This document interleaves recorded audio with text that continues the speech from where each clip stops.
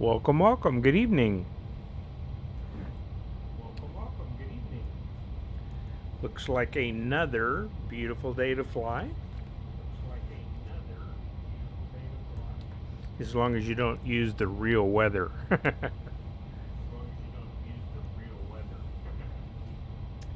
Okay, let's see if the sound sounds good. Me sounds good. Let's see if the music sounds good.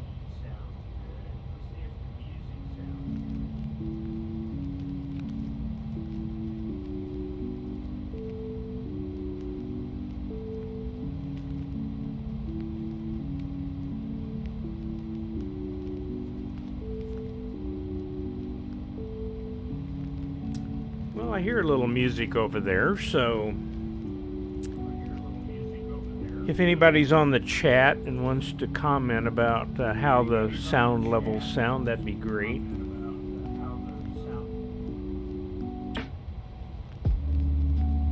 Okay, so let's talk about what we're doing here.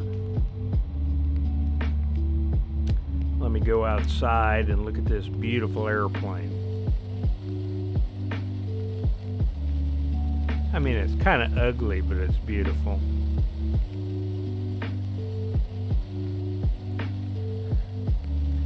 So let's talk about what I got. My computer is a Dell Alienware R10 with 64 megabytes. Is it megabytes? Yeah, of RAM. And graphics card has 8 gigabytes of RAM. So I guess it's 64 nah. God, do you think with my computer background I wouldn't be stumbling over this? Okay. I'm using X-Plane 11. I'm using the new aircraft from ENA Simulations, ENA Build. And it's their Airbus 300 dash 608 ST, which is this really fancy looking whale.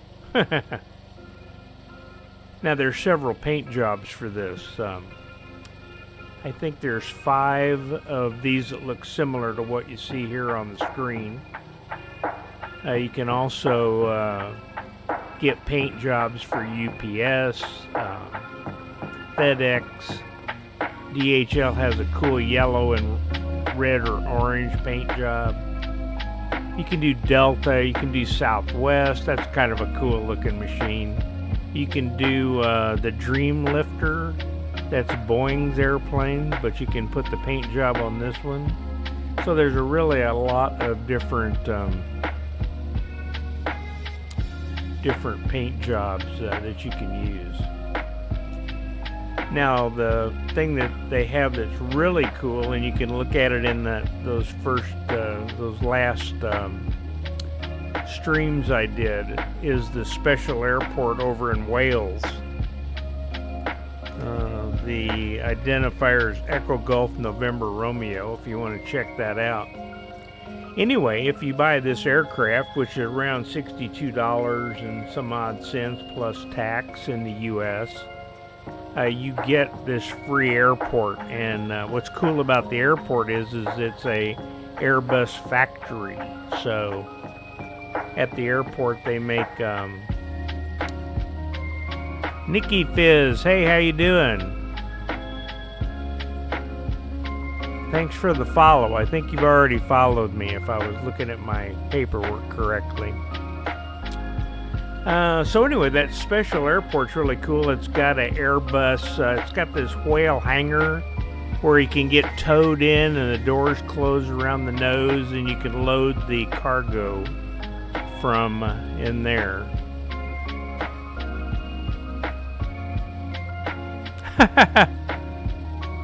It's what I do for relatives, huh? That's cool. Let's see, Nikki Fizz. So is this Nancy?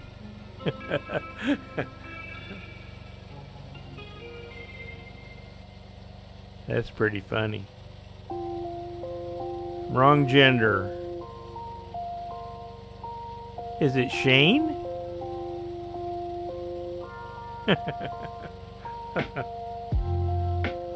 That's pretty funny. Your mother was my father's older sister. Your mother was my father's older sister.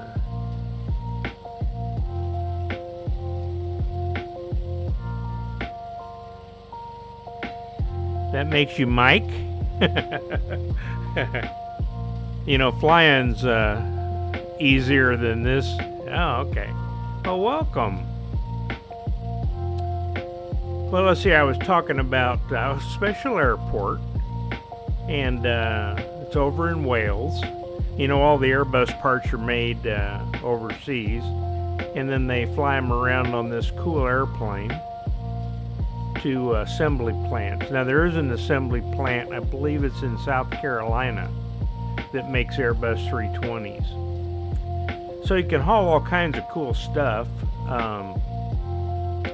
Let me go down here and kind of open that up, and I'll kind of show you. Oh, before I do that, let's go inside the cargo.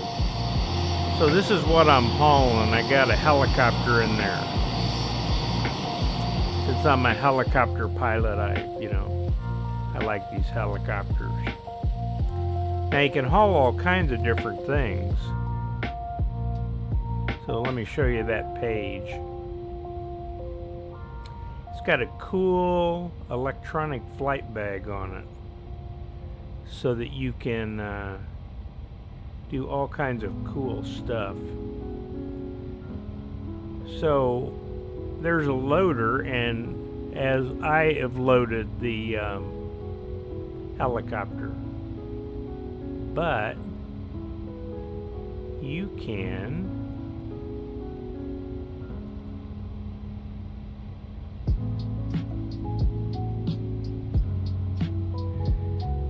well, I guess I can't request a loader because I've already got a load. So yeah, helicopter's one thing. You can haul a A380 rudder. That's pretty cool. And they've got all kinds of different paint jobs of those. And you can haul, I'm sure you've seen the astronauts in the International Space Station. They're looking out of these windows that are in sort of a circle. Anyway, that module, you can haul it. You can haul A320 fuselage. You can haul A320 wings. And you can haul bulk cargo. So if you want to make a FedEx and fly down to Memphis and get a load of boxes and take them wherever you want, you can. So that's really cool. Now, what has happened here is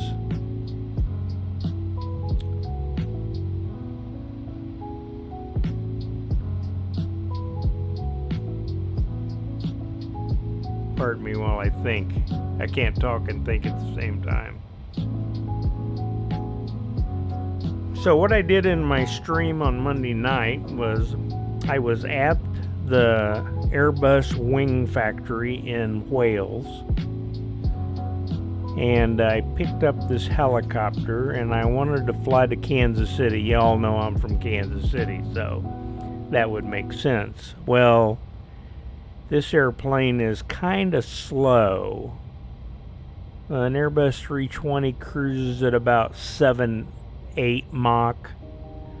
This airplane cruises at 0.68 Mach. Pretty slow because of all the drag. It holds quite a bit of fuel, and it's a heavy aircraft, so the call sign is BELUGA 577 Heavy. A heavy aircraft is anything, I believe, over 300,000 pounds, and this gross weight on this one's 337.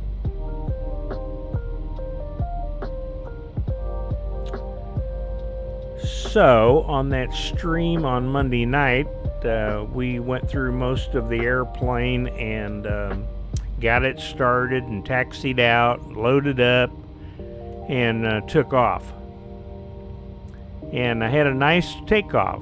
I've been watching the company INA Simulations has about, I don't know, 10 or 15 hours of training on their Airbus 300-600, which is very similar to this airplane. And so I have been watching those, and the first takeoff I did, I crashed. I didn't rotate enough, and after watching those videos, I learned that you've got to pull back on the stick to rotate, and then as you leave ground effect, you've got to keep pulling back on the stick to keep climbing up to like 15 degrees. So my takeoff on Monday night was just spectacular. And I flew up and got up to flight level 280, and we cruised along, and we got up to about Belfast, Northern Ireland, and that's where I ended the stream. And then I went back and replayed the takeoffs.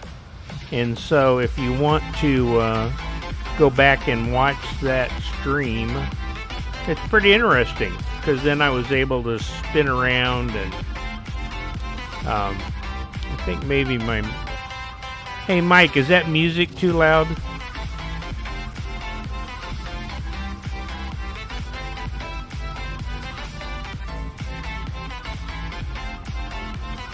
All right.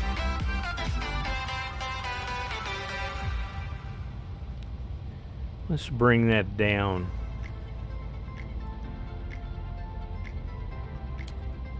Is it better now?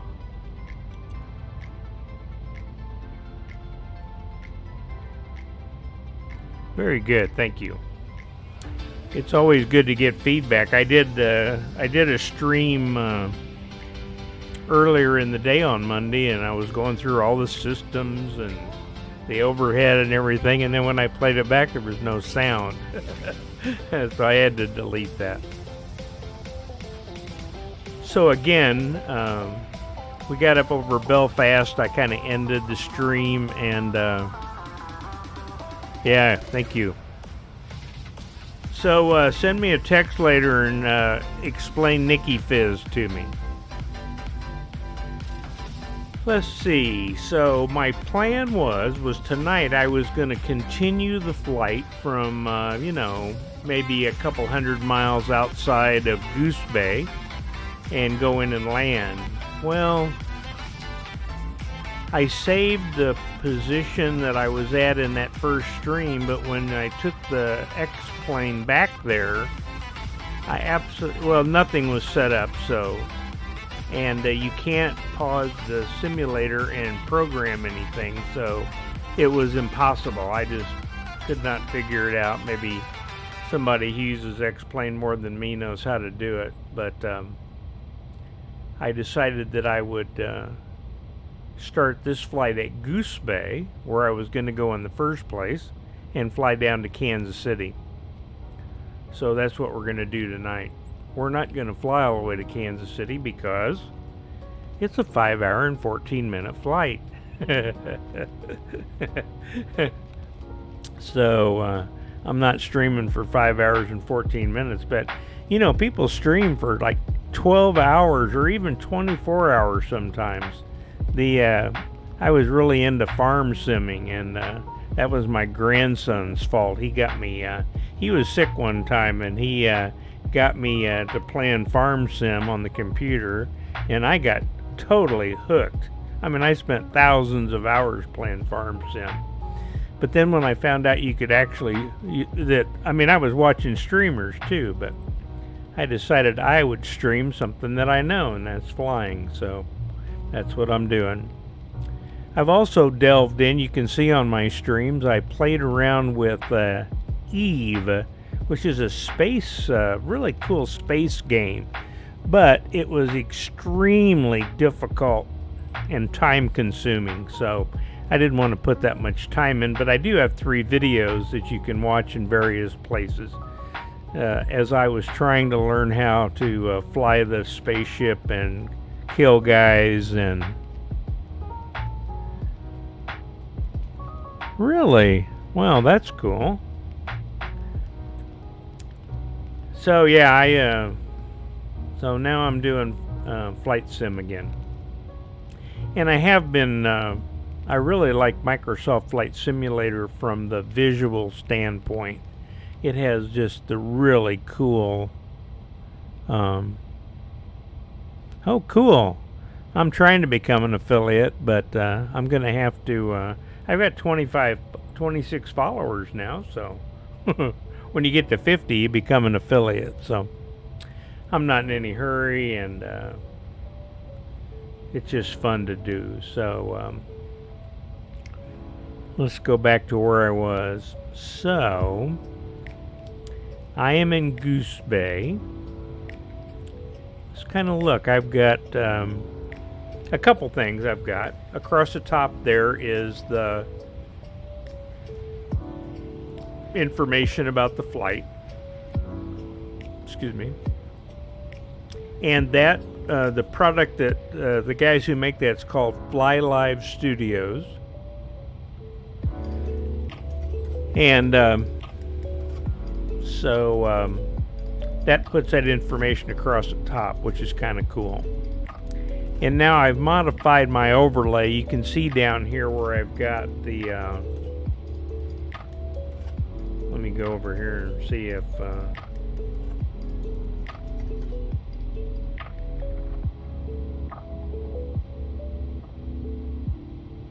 okay. Now you can.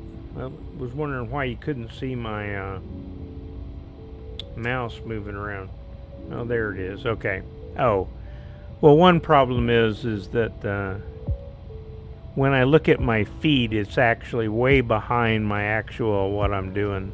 That's why I don't listen to my audio, because it's 20 or 30 seconds behind me.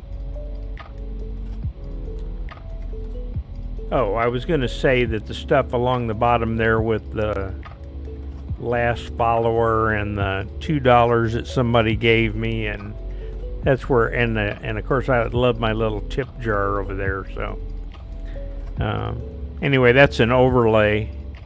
Matter of fact, you can just for grins, I can't talk while it's going, but you can look at this thing that plays in the very beginning. I'll just show you the first part of it. It's what the overlay company.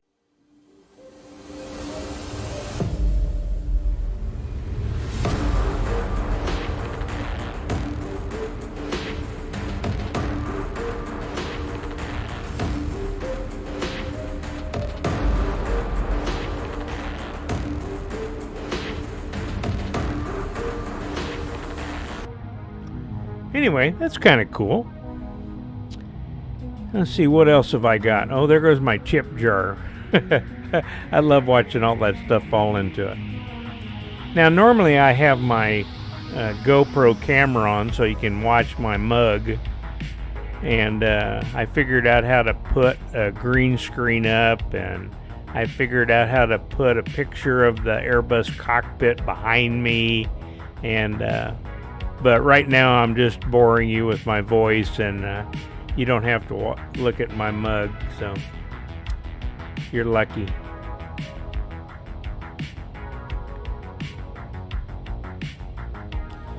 Okay, so let's see where I was at. I used SimBrief for my flight planning. I use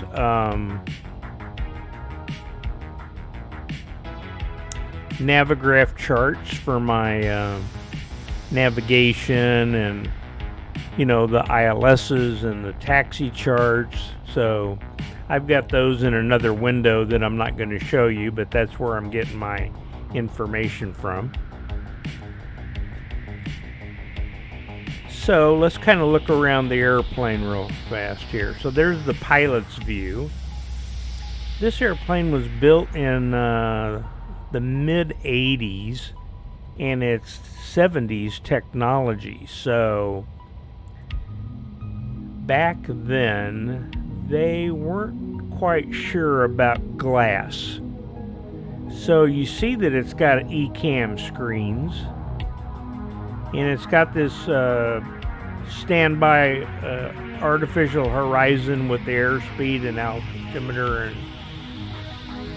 and of course they've got these screens in the middle, but they were very hesitant. So there's a lot of backup from steam gauges, like the altimeter and the vertical speed are like steam gauges. If you go up to the overhead, the electric is right here, and you've got a nice screen that shows that. Let me go down and grab it for you.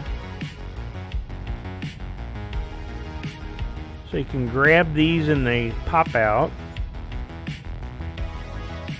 And on the Airbus 320, the controller for this screen is right underneath it, but in this airplane, it's clear down at the bottom of the pedestal, right here. And there's the, I guess I need to go up. So there's the AC electric. So right now we're on external power. And all of these are very well simulated and very, very accurate. So that's pretty cool. But anyway, let's go back up here. So on the electrical panel, even though that's all of it right in there, they have the old type of electricity. So you can actually see everything on dials, sort of as a backup. Matter of fact, here's the landing gear backup panel, and the other panel is right there for the landing gear. So, and as you can see on a newer Airbus, they've got the engine instruments in a screen like this, and but in this airplane it's got these steam gauges. So it's kind of a mix of the old and the new. But again, back in the 80s, this was a really sophisticated machine compared to what was out there. So that's a little bit of background about the airplane. The now it has FMSs and all the navigation things, and we're gonna go through that as I get ready for the flight. So let's go back and see where I was and run the simulation from there. Oh, let me show the airport camera, maybe.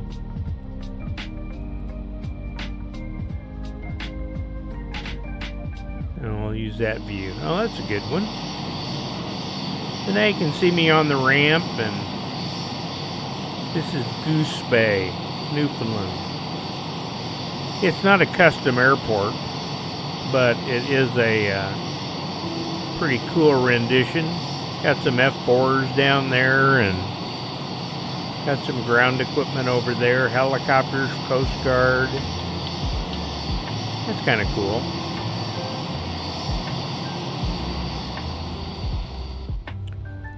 So again, this is the pilot's view. That's the overhead panel. That's electronic flight bag. That's the center console down to where the throttles are. And then that's down farther. You can put the MCDUs, or what they're called, and you can either pop them out or you can use them from here. Also, a cool thing is it's got speed cards. So when you put the speeds in, they show up on this card, and there's a reason for that. So, and maybe I'll explain it if I can remember it as we go along.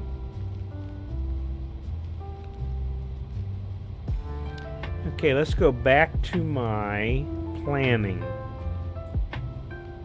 This electronic flight bag has this information here. This is where you get your V speeds. the speeds for takeoff.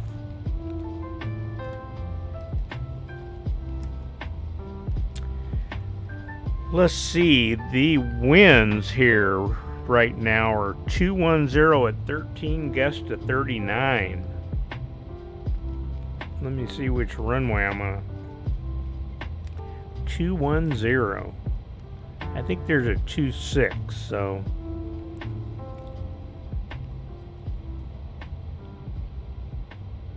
yeah, there is.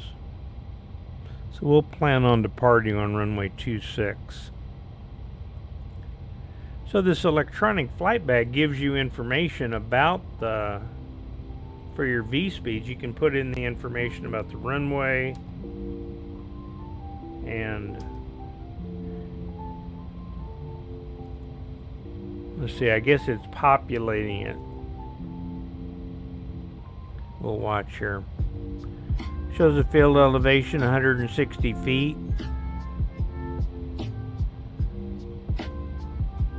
This is the weather. We're taking off on a dry runway.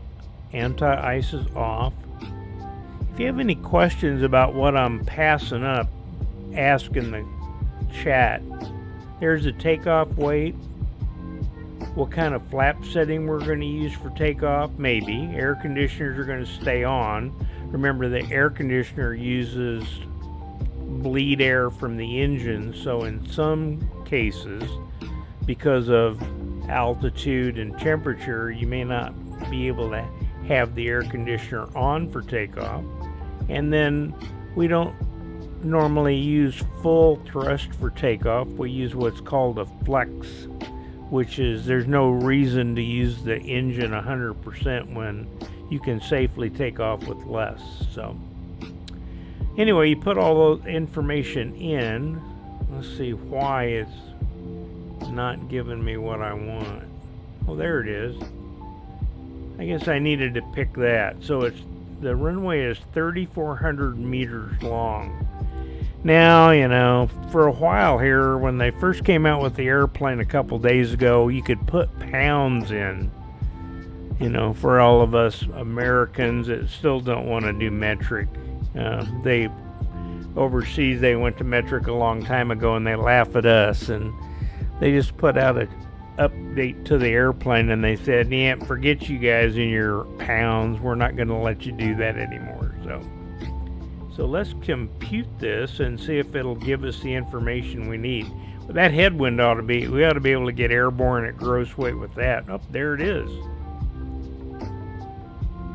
So let me write this down on a piece of paper just for grins. 155, 161, 166. Flaps 15.0, flexing 36, and trim is 0.2 down. Okay.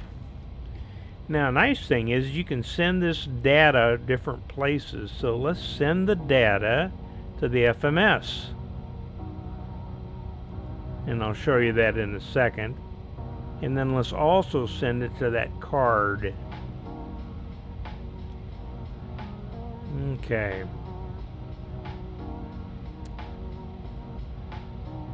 So let's go look at that speed card.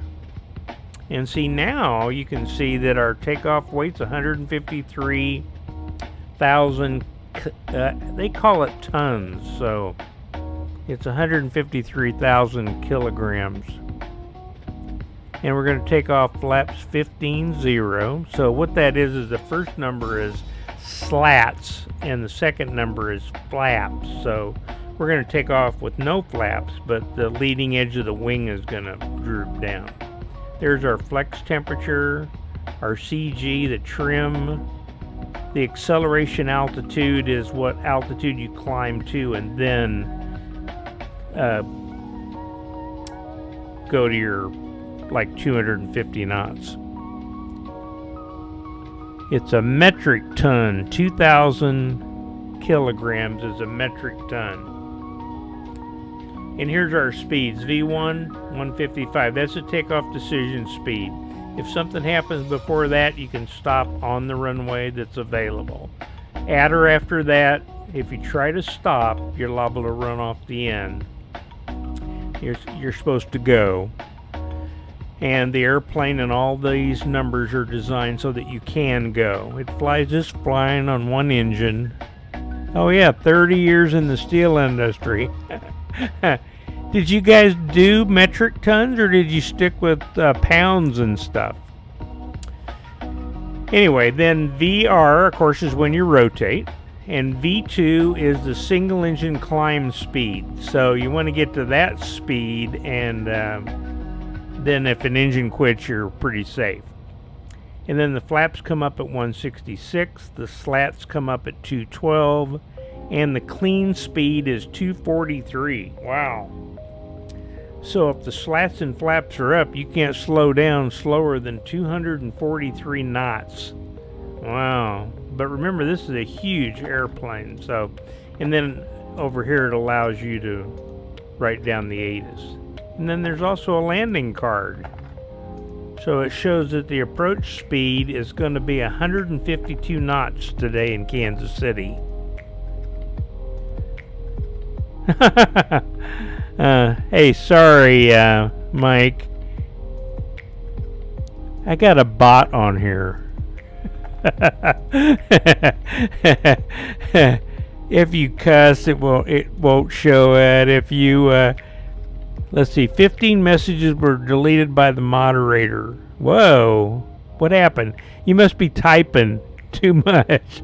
It says, you saw that. Please remain from sending long messages. So anyway, sorry about that. Oh, they timed you out for a second. Anyway. Oh, we were looking at the landing. So if you came right back around and landed, you would use these speeds. Siri's. I shouldn't have my iPhone close to me because when I talk loud. Oh, I see. You wrote a paragraph on metric versus English. Okay. Okay, let's go back. Where was I? We could spend 2 hours just trying to get airborne. But the important thing is we do want to make sure we've got all this information for. So, my block fuel today is 38.3. So you can. There's a couple ways of putting these in. 38.1. You know, don't type when there's something in the scratch pad.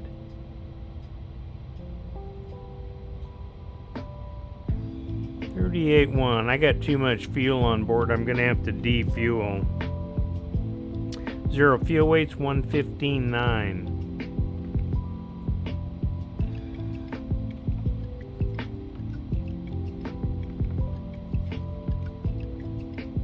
Oh, okay, great.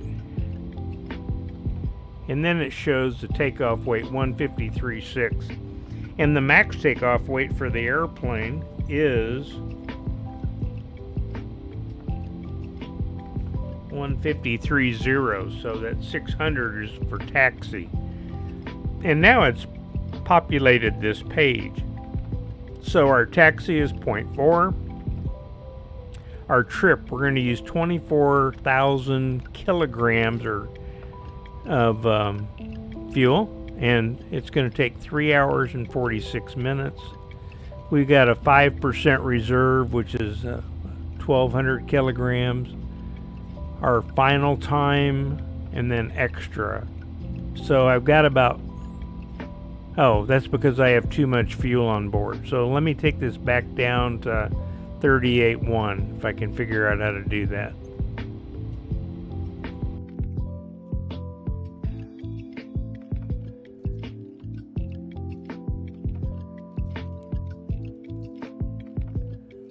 $38.1.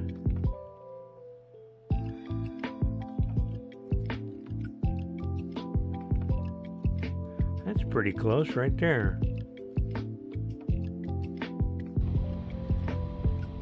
Okay, so now it makes more sense. So our takeoff weight is 153.6, our landing weight's 119.3, our center of gravity is 25.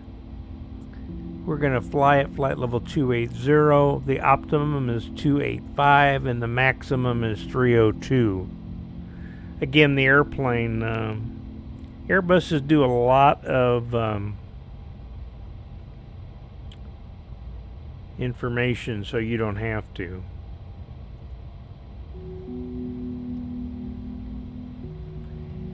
Company route. It's a pretty short flight plan. I guess I can stick it in. So let's go up here and look at that.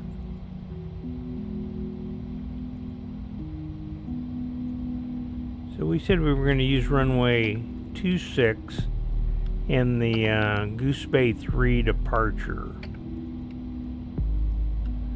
So that's in there, and then I've got the route of flight. So we'll enter that.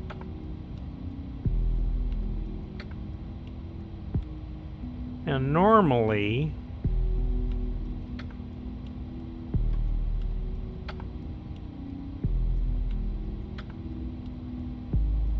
you can get this from your flight plan.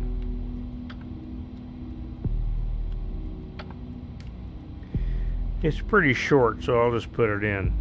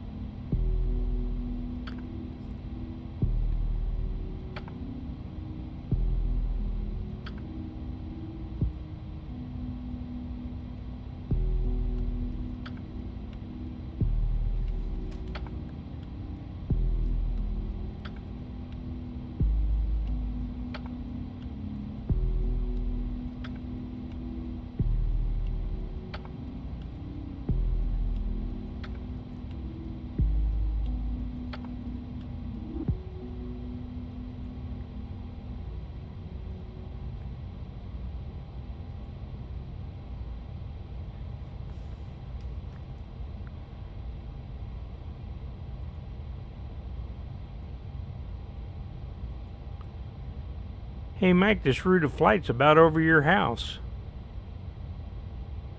Uh-oh. 47 north must be.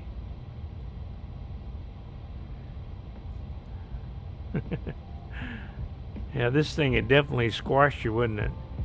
That's not the right lat long. It ought to be west, not east.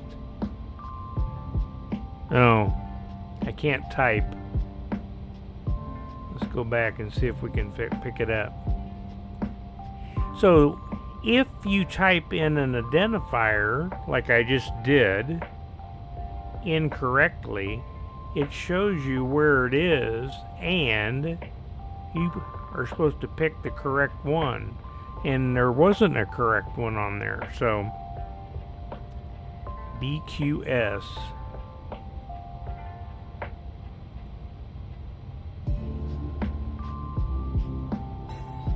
That's a fix in Kansas City. Okay, and then we can put in the Kansas City part. We're going to land it downtown, so. And we're taking the BQS 6 from Kirksville, and we're landing on 19.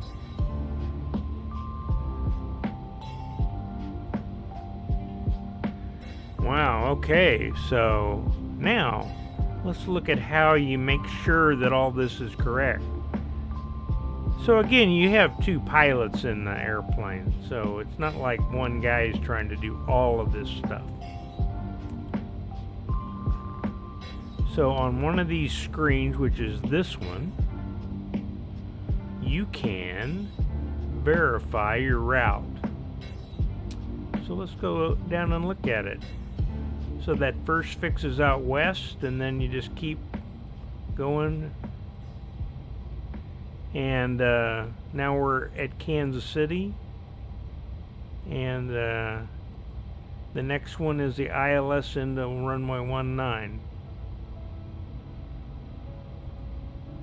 And the missed approach over to Topeka. Okay, so all of that is correct.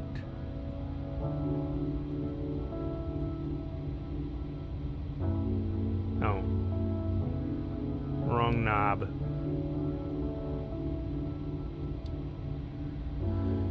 Okay.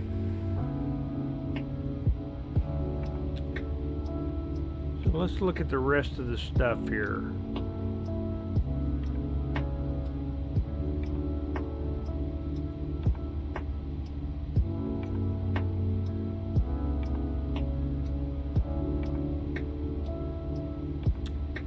And let me go back and look at my planning and see what my average winds aloft are.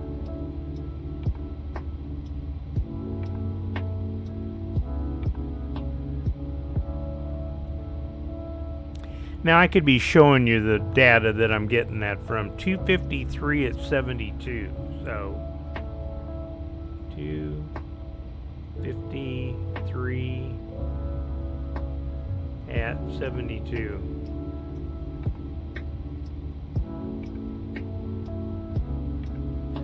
Now again, the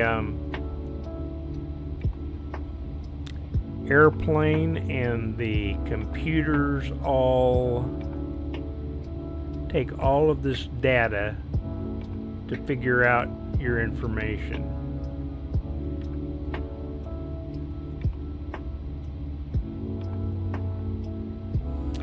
Okay, remember when I was back on the electronic flight bag and I hit that button and said it was going to send it to the FMS? Well, here it is. So the V speeds are in here.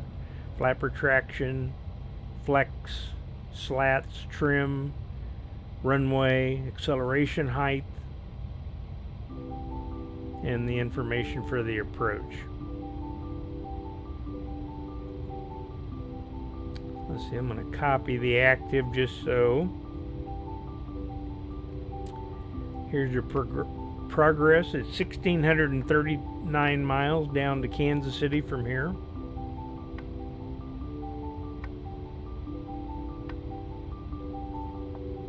I think he said that didn't work. Okay, so now the stuff is in the FMS. Well, let's go back over here to the flight bag and go get the checklist and get this Hummer started.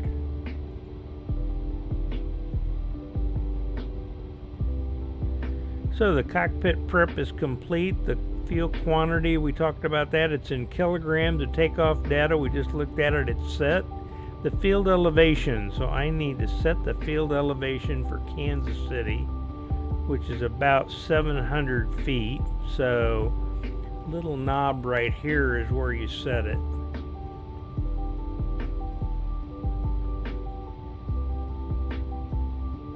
It's about 750 feet. The reason you set that is that tells the pressurization when it needs to come back down after you've been flying.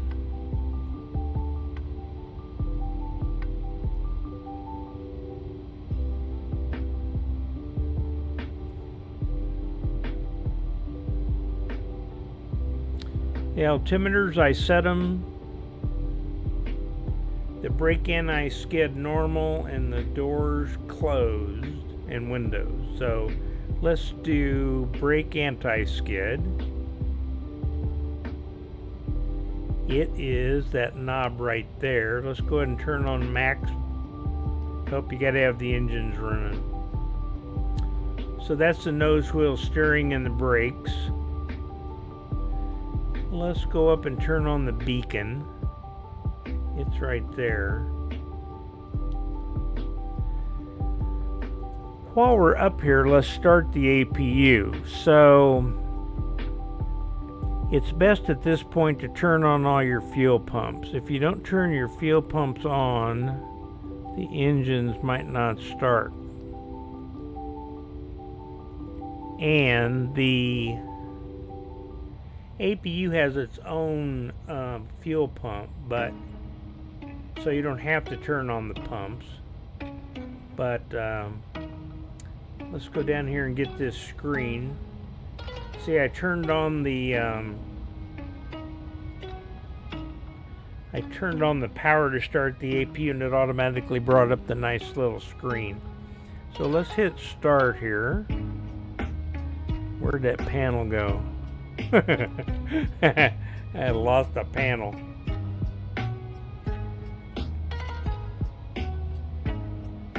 I'm still getting used to the airplane, so let's turn these on while we're here.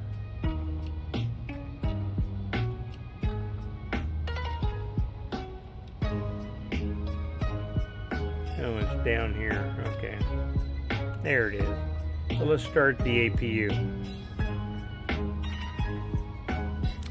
So you can watch over here, it'll start to spin,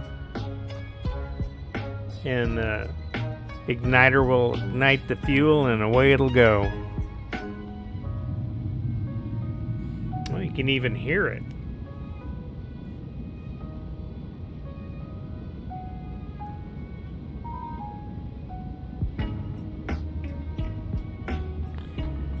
And when it all gets stabilized, this APU generator will say that it's available. And there's the available over there. So, and the bleeds are right here. So we want to use the APU bleeds to start the engine. So right now the bleeds are powering the one pack we're using. We have two air conditioners, but that little cockpit that is the only thing pressurized in this huge airplane. So that big container that's got the helicopter in it does not have, it's not pressurized. And there's our inlet temperature. Oh, it's pretty cold up here, I guess. I'm freezing to death. And it shows all our doors. So remember, that was on the checklist too, windows and doors. So let's go back over and look at that thing again.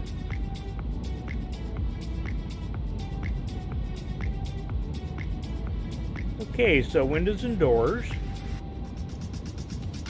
There's actually a doors page, so let's look and make sure all the doors are shut.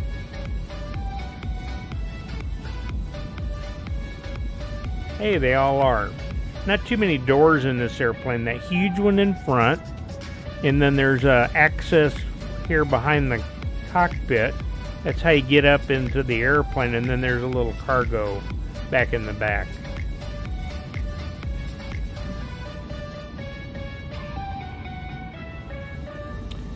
Okay, park and brake is on. Pitch, trim, and the rudder. Let's see, we said the trim was going to be 0.2 down, so let's go over here so we can do that one. So there's the trim right there, and the way that you get to it is from a couple ways. You can either use the stick right there on the control wheel. Let me go across so we can maybe see this.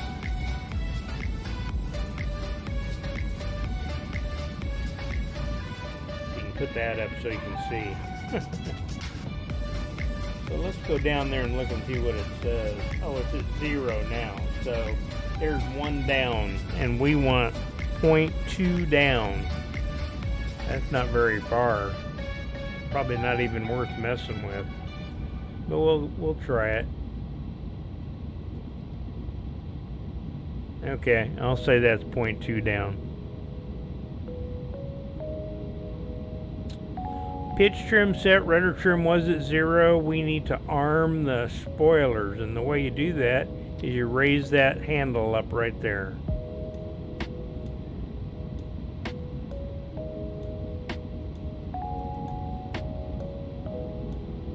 Oh, I'm sorry, I'm going too far. Beacon, park and brake, and then we want to start, and then that was the after start. So let's go over and start the main engines. Now, a cool thing that does is the controller for it's right here. So we want to turn this over to ignition A. And we can see a couple things while we start it. One thing that, just by turning that, it shut off the pack. See how it shut it off? And it opened the cross bleed. So the air from the APU is going to go up and spin both engines. So we want to start the right engine, and then we want to go down here and watch. So there we go. At 20% N2, we want to turn on the fuel, which is down on that lower pedestal. So there's 20%, and there's the fuel. Back up. Now it's lit off. So you got oil pressure that you want to look at right away.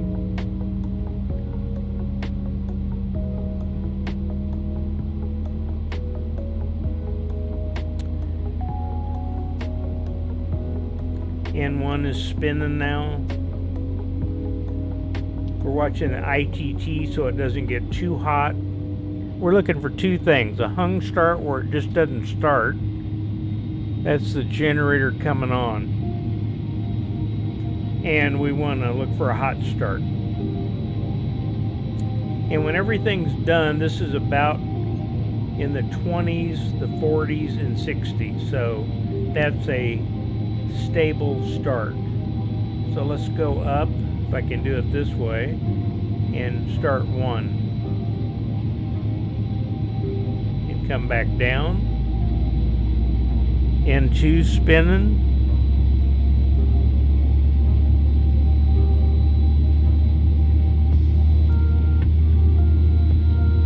At 20%, we want to hit the fire.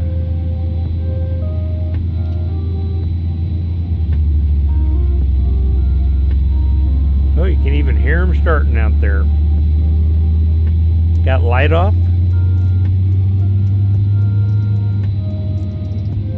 We're going to simulate ATC.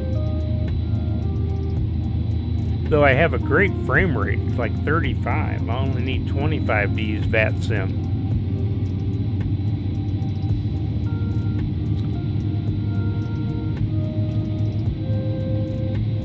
There's the number 1 generator just popped on. Now I already know something I haven't done. I didn't get rid of my power and my chocks.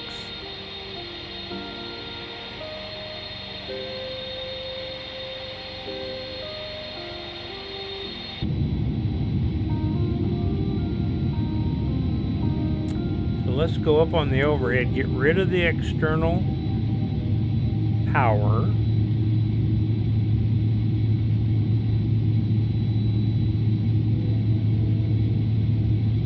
Turn on the window heats while we're up there.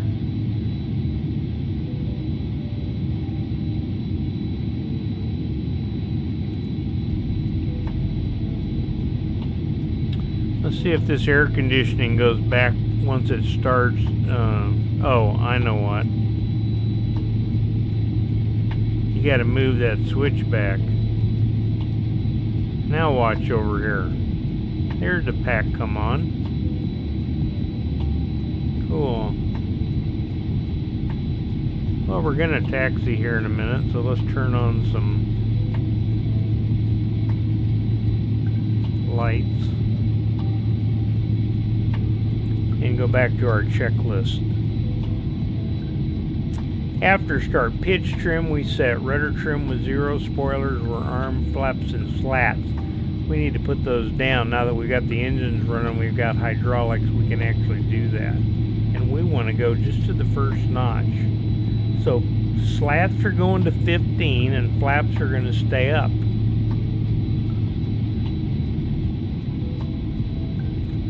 ECAM status checked. Looks like it's pretty clear out there, so we don't need any anti-ice on for now. And hand signals from the guy outside so we can taxi. So we've got our clearance, we call ground control to taxi, told us to go to runway 26.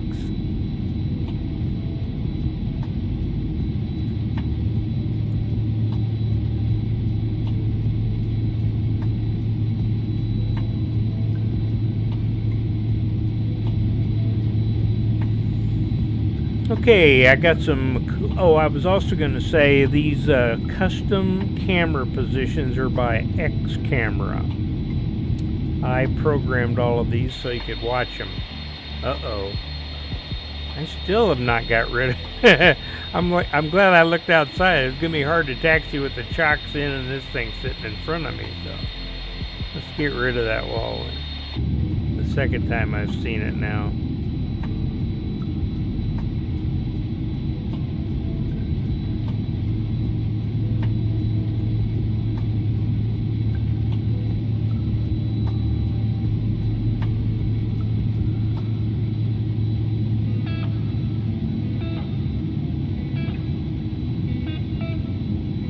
Okay.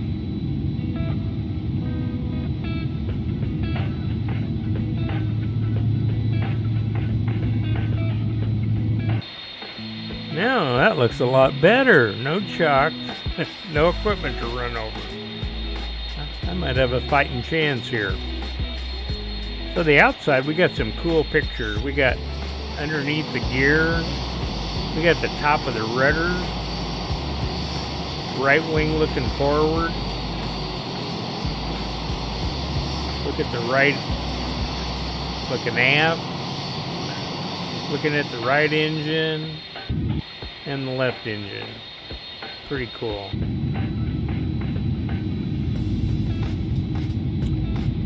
Okay, so it looks like we can taxi out to the runway. So let's get my map up here so I don't embarrass myself too bad. We're just going to turn around and make a 180 and cross the approach end of 3-4 and go over to 2-6. Wonder why my airplane is not on there.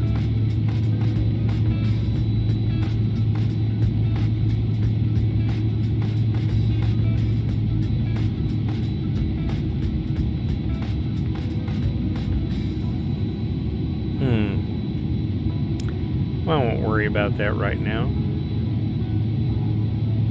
Let's kind of look outside while we're doing this taxiing. So, whoa, I see a problem right there.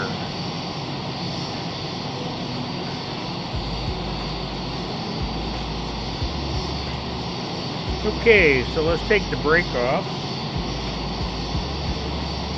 and see if this thing will taxi. There it goes.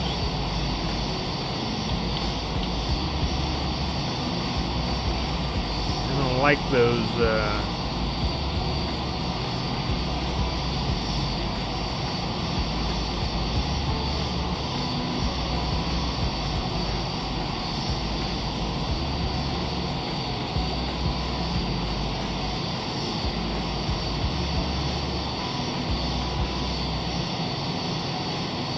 I need to move that up. I can't even see with that. So he said we could cross this runway.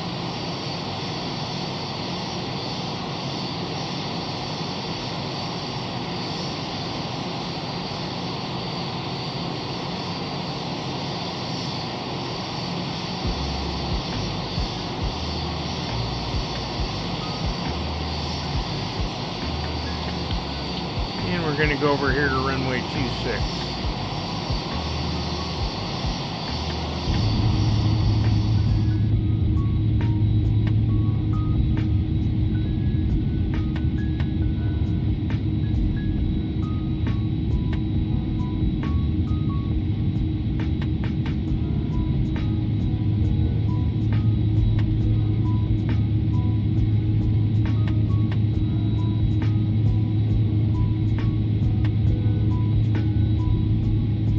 Again, we're at Goose Bay, Newfoundland.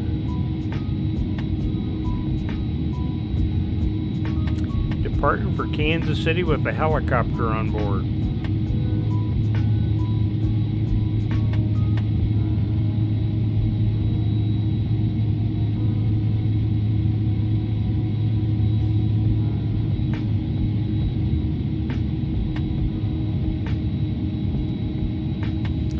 Okay, let's stop here and do the rest of these checklists. So before takeoff, we want to check the flight controls. So let's go down here, get a page, and then let's go down here and pick flight controls.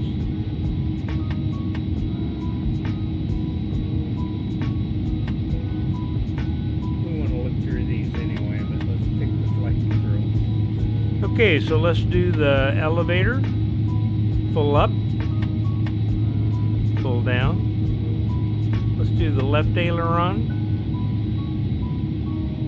and the right aileron and the rudder, and those look good. So let's kind of look through these pages. There's the engine. Everything's in the green and looks good. There's the air conditioning. That looks fine. There's the AC. As you see, the generators have taken over the electrical system, but the APU is still running, so we need to get rid of that. So let's go up here to the overhead panel and shut off the APU.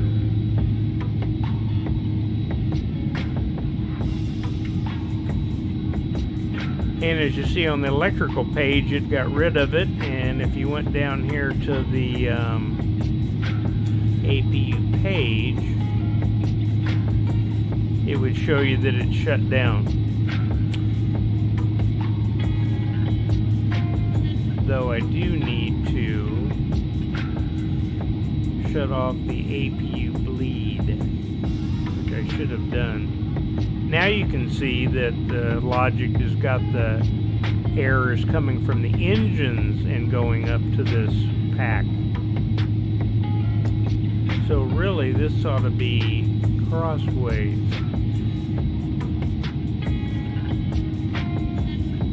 I guess it's only using one.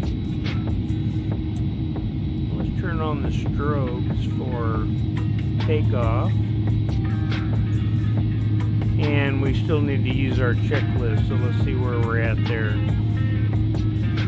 Oh, we were going through these pages for fun. While we're here, let's turn on the radar. Put our transponder on TARA. We contact the tower now. Where were we? We were at AC before. Now there's a DC page. I'm sorry. The DC page for the 3 batteries. There's the bleeds showing them that really just that left engine is running our pack. This one is going up, but it's not on. So, and again, the logic with that is this airplane has such a small, I don't know why you can't turn that on and use the bleeds across there, but we'll worry about that later. Air conditioning just to the front. Pressurization, it's open, and we're at 135 feet. Here's the fuel page. Shows all our pumps and quantities. The APU was shut off. The flight controls we just did. The doors are all closed, and the wheels look fine.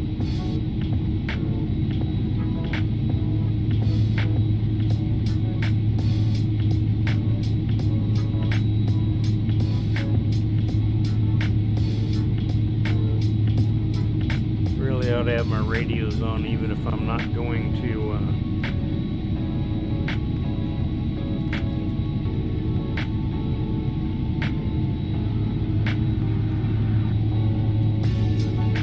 we got this thing on turbulence.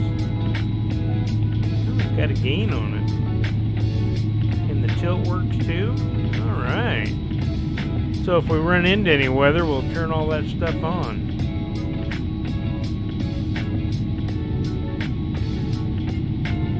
Oh, a couple more things I want to check. I want to read this.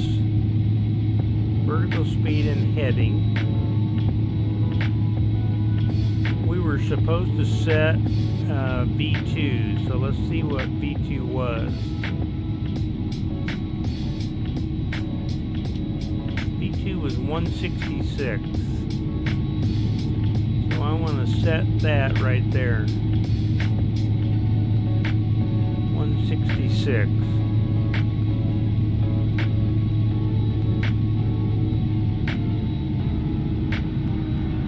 Our heading, I'm sorry, our altitude. Let's go up to 10,000 feet.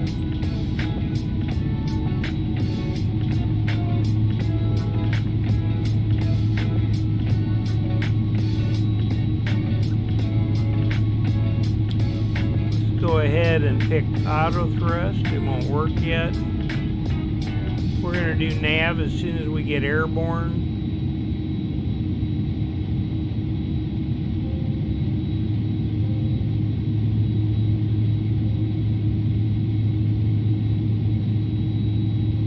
Okay, now there's a switch on the side of the throttles. You can't really see it right there for toga, for takeoff. See that red switch right there?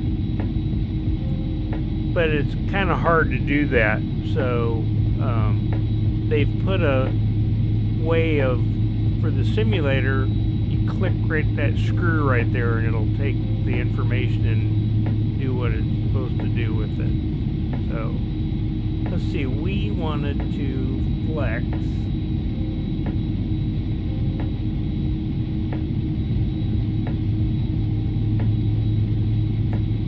And we wanted 37 degrees. So if we use toga, takeoff power to be 98.2, and flexing, it's 97.8. So that is not, you know, that's giving the engines a little bit of a break. Okay, so we are, the briefing, if anything happens, we'll come back here and land. V1 VR's all set. The slats and flaps are ready for takeoff. We need takeoff configuration. Let's go down here on the pedestal, and we're going to push this button right here, and it's going to tell us that everything is okay.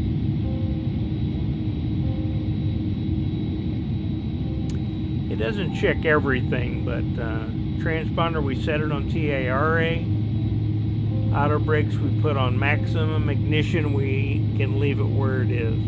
We don't need auto ignition, only when the weather's bad. And then there's the after takeoff. Okay. So the tower says you can proceed on course, climb to 10,000, and we're cleared for takeoff. So let's go out here and line up.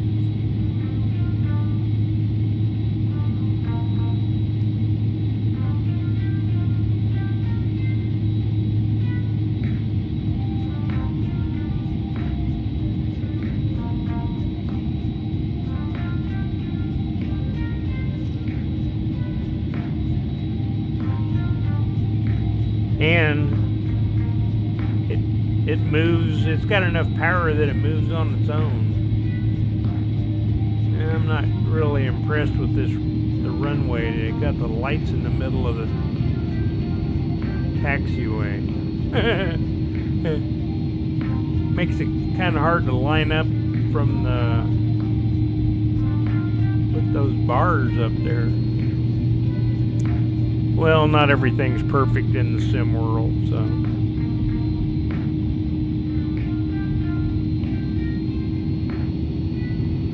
That's pretty funny.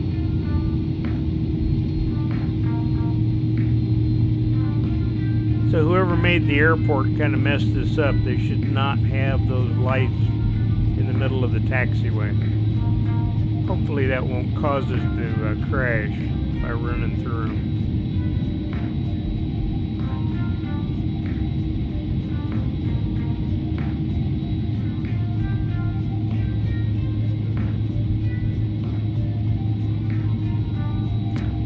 I need a little bit more power to get this big heavy thing moving.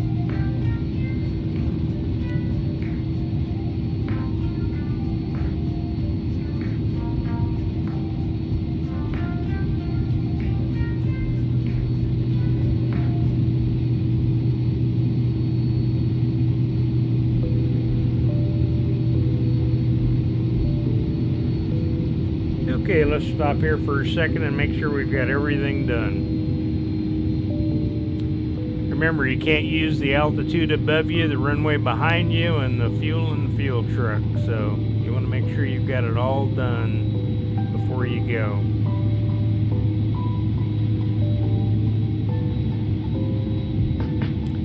So V1 is 155. That's what we're going for.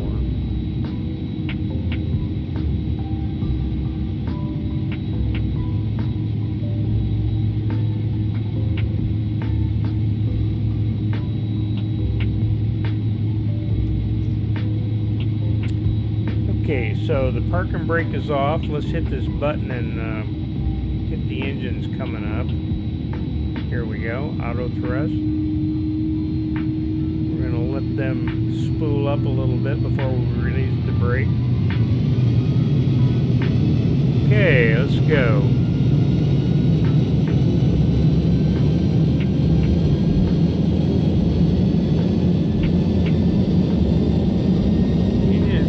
Up kind of slow in this airplane, but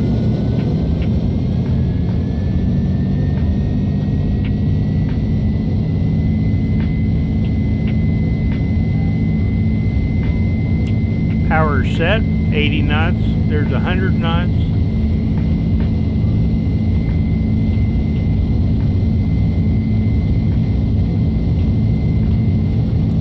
There's V1 rotate.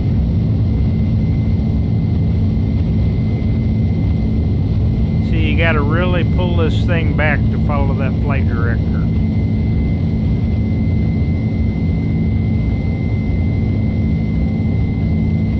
Okay, autopilot's on. Flight level change, it's going on course. Gear can come up.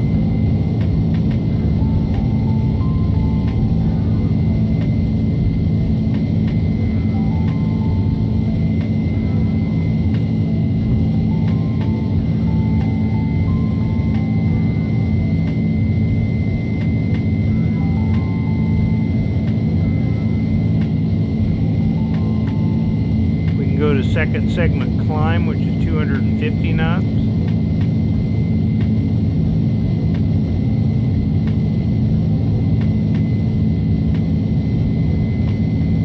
And now it's accelerating. So the gear's up and here comes S speed.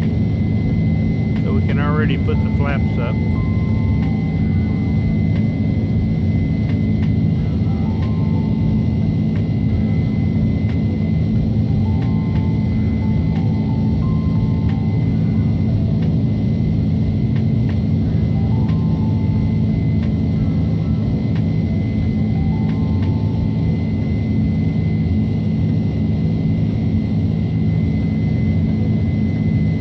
Okay, so it's accelerating to 250 knots, and it's proceeding on course, and we're going to 10,000. Take a gander outside.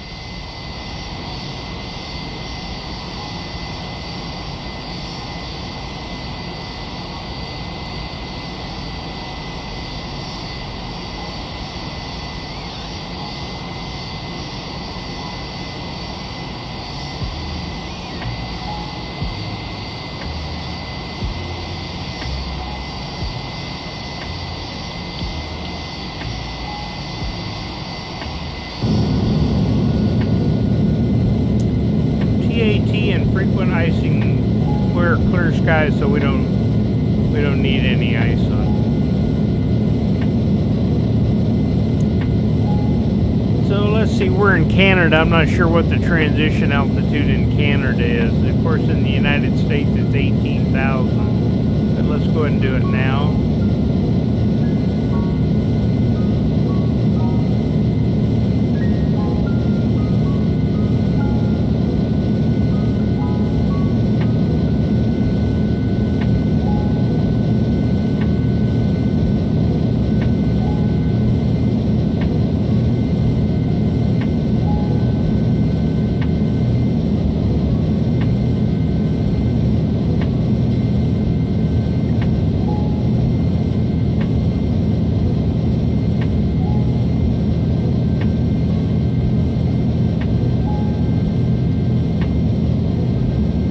There's our lat long and our distance now to their Kansas City.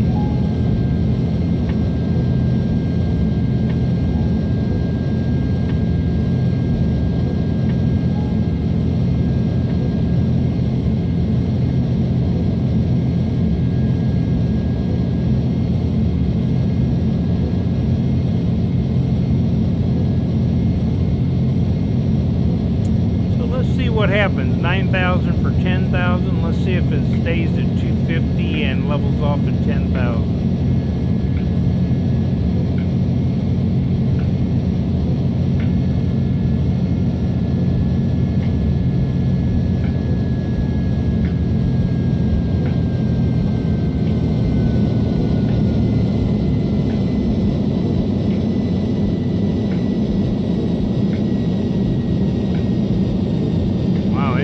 Right up there.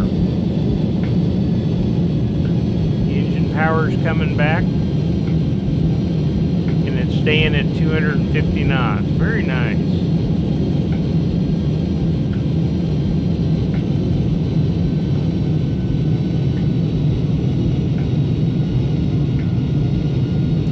So let's go ahead and go up to flight level 280.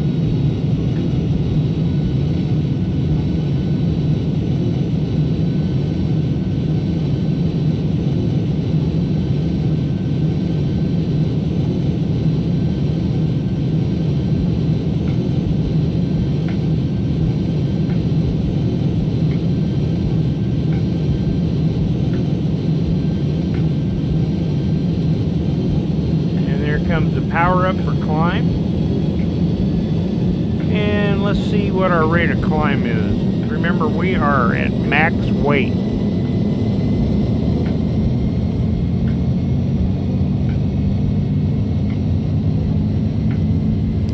Normally the let's see what happens if we push that and go to manage. Oh, come on.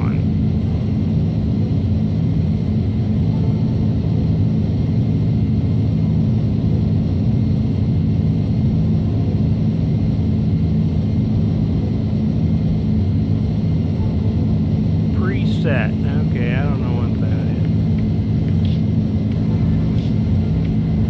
Well, let's try 290 and see if that works. We'll see what our rate of climb is. So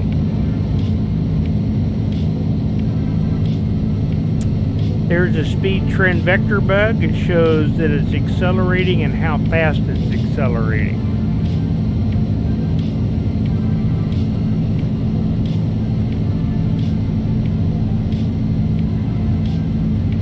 And now we've got the cruise page up on the eCam. So it shows some engine stats, air conditioning, oil pressure, oil temperature, fuel flow, the vibrations in the N1 and N2, and the cabin altitude, and the PSI.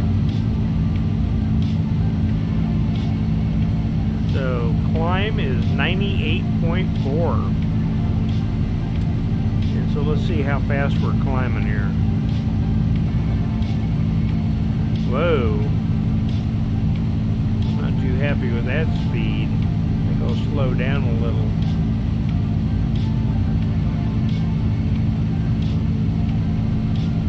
We're right at red line, so.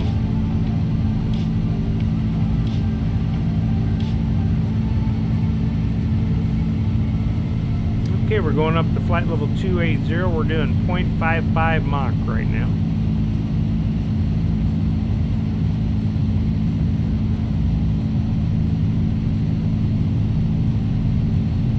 And we're climbing really fast. Now remember, this Beluga, it doesn't really haul much weight. Our weight today is only about 8,000 kilograms. So what is that? About 4 tons, metric tons. There's our top of climb. That's what that little mark is right there. It's also got the banana bar. That's cool. We had the banana bar in the Airbus 320. That shows you when you're going to get where you want to go. There's our first fix out there. It is 172 miles away. Our airspeed is true is 350 and our ground speed is 350. So we don't have any headwind right now. So maybe that's good.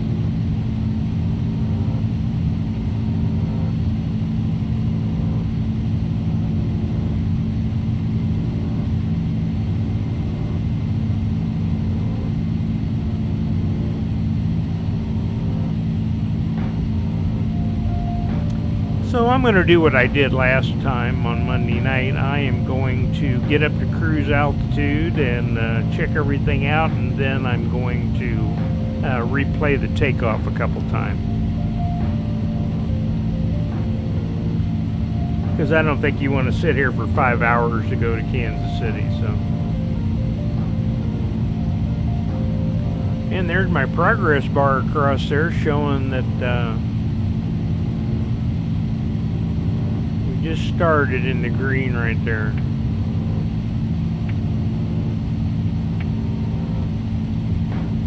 This is kind of a nice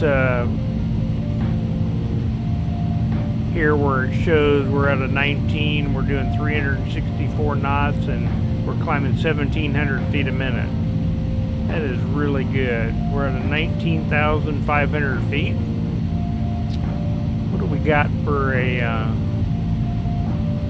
well, we got 32, 33. I'm really happy with the frame rate on this airplane. Like I said, we could be using BATSIM and talking to a real controller. But remember, I'm a 20-year air traffic controller, so I'm not as excited about talking to ATC as I am about flying the plane. So let's look outside.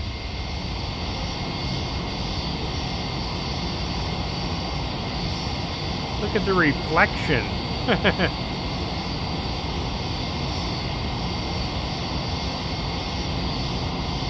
Cool, huh?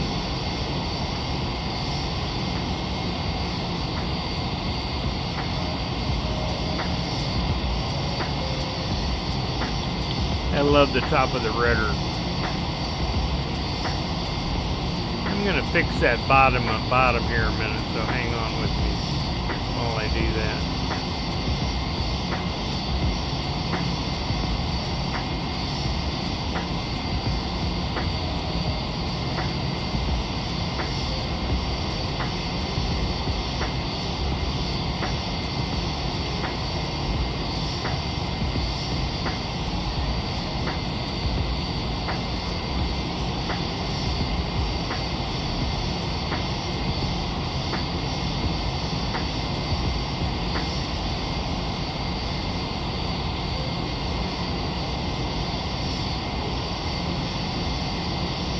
So what I'm trying to do is to adjust this picture. Yeesh. I want to try to get up there and nestle with the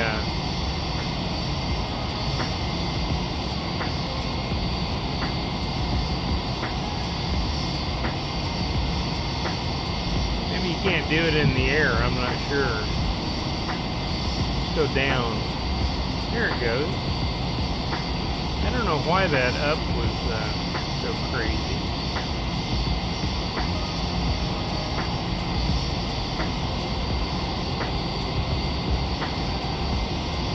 No, well, let me see what I do. I love the reflections. Oh, you can look at the cargo.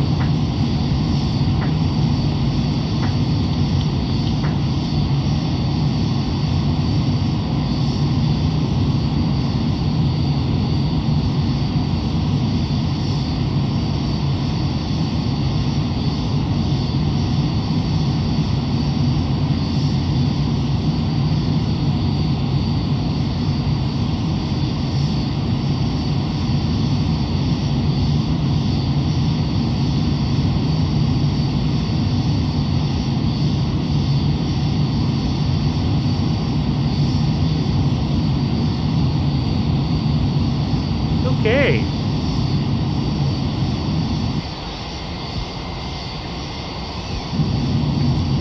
great, I ruined my top of the rudder. That wasn't right. Come on. There's my helicopter.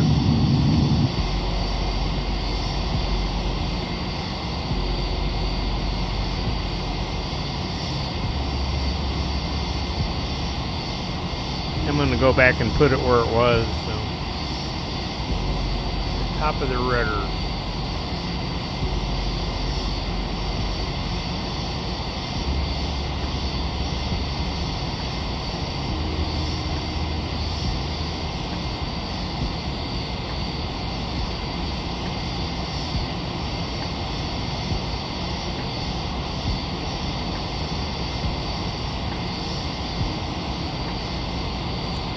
Okay, now let's try to fix that bottom one. I have no idea why it will not go up though. And we'll just see what happens here.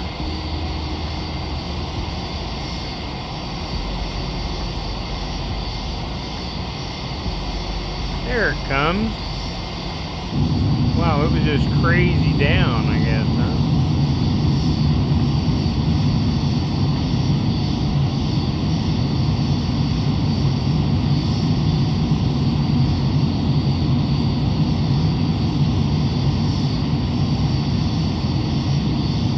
Okay, I think that looks pretty good. Okay.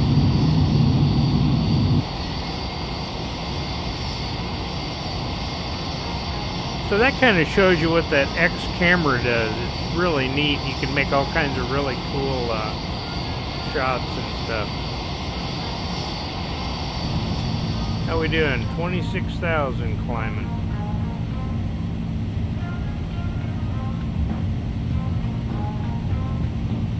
I got a memo. Not sure what a memo means.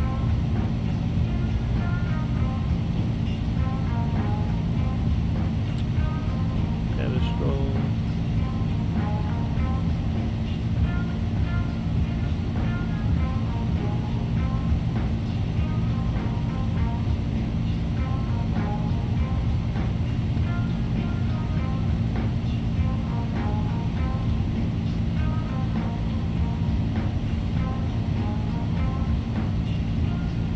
Well, I guess there's just nothing on there. I'm not sure. Again, remember I'm learning the airplane. So. Flight level 270 for flight level 280. Remember, I want to try to say the phraseology the correct way, like the crew would. A lot of bad phraseology in the airline industry. I'm not saying I was perfect, but I tried to do what's called standard operating procedure. So, hey, we're doing 0.68 Mach, and that's what we wanted to do, so that's great. So we'll look at everything in a minute, and then we'll go back and do a couple replays of the takeoff.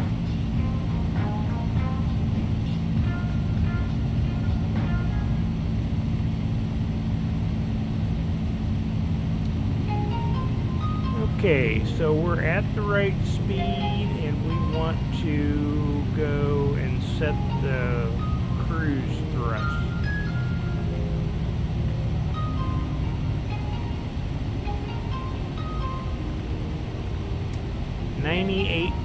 .7.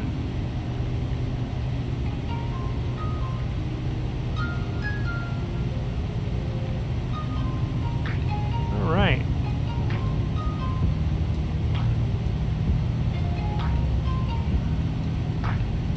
What a cool airplane. I'm really happy with this. It was well worth the $68.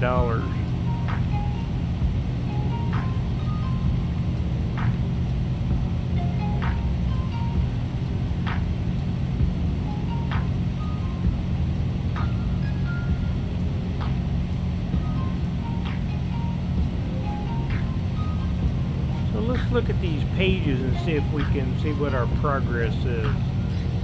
Okay, we're 1,536 miles from Kansas City.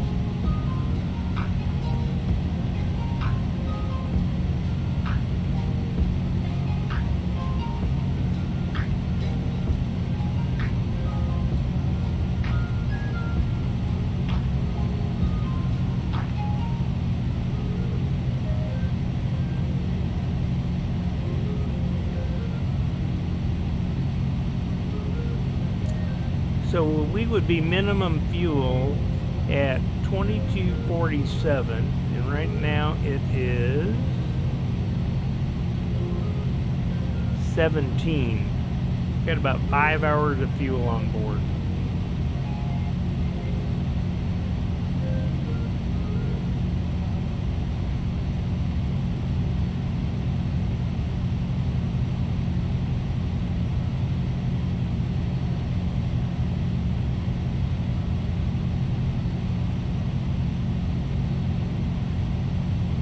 I'm just looking at pages. That's the direct to page.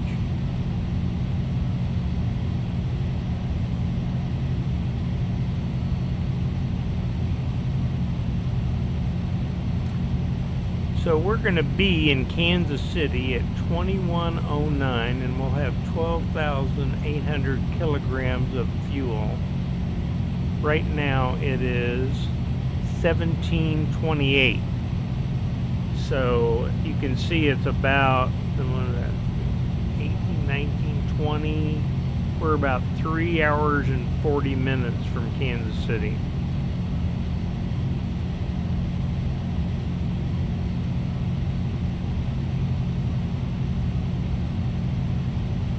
Well, we could stay up here and tell stories for the next 3 hours. But let's go do something fun. So let me see about doing replay.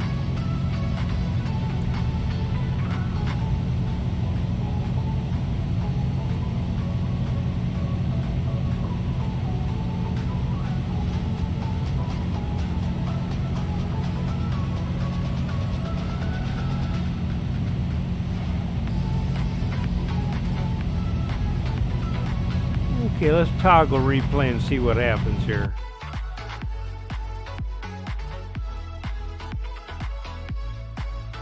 It ought to put us back on the ground, so.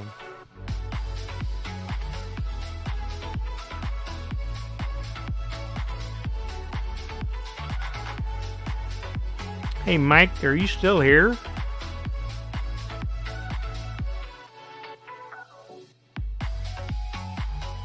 Wow, look at that frame rate, 47.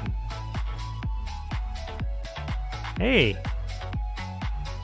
So, you know, I love my Mac, but my Mac would not run all this stuff. I had to buy a, working on a farm sim map in the background. All right. So, if you heard me, I bought a Dell Alienware gaming computer. And I am really happy with it.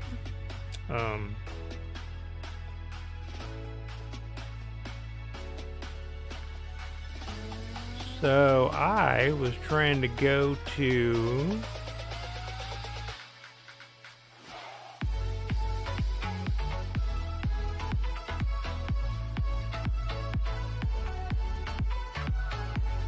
let me shut that off.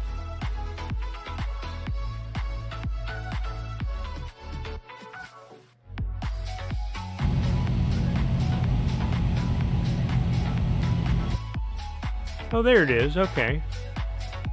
So let's go back and put it on the ground.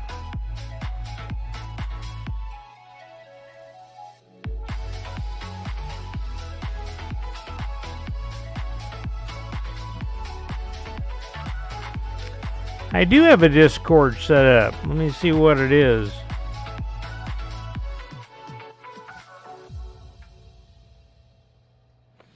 It's under Airbus Mac. It's Airbus Mac, the #4145.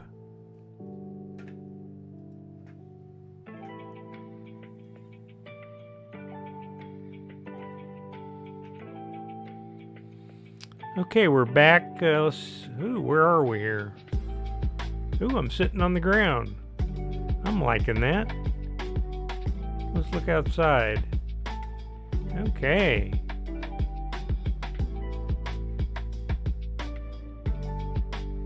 So I sat here forever, so let's see where the takeoff is.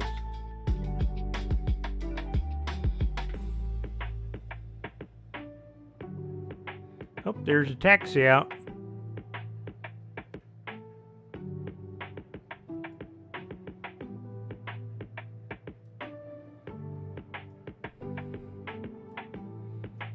Okay, let's see if we can make this little mummer move. All right.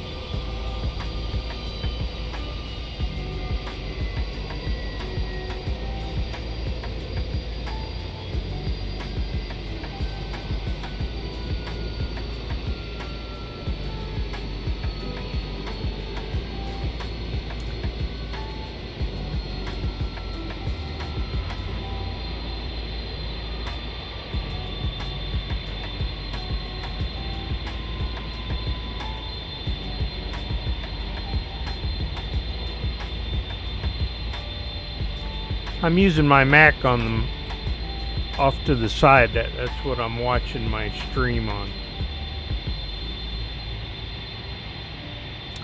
I'm using Streamlabs OBS for my transmitter. And I'm using my grandkids' 43-inch TCL TV as a monitor, so love that thing. Got a lot of real estate.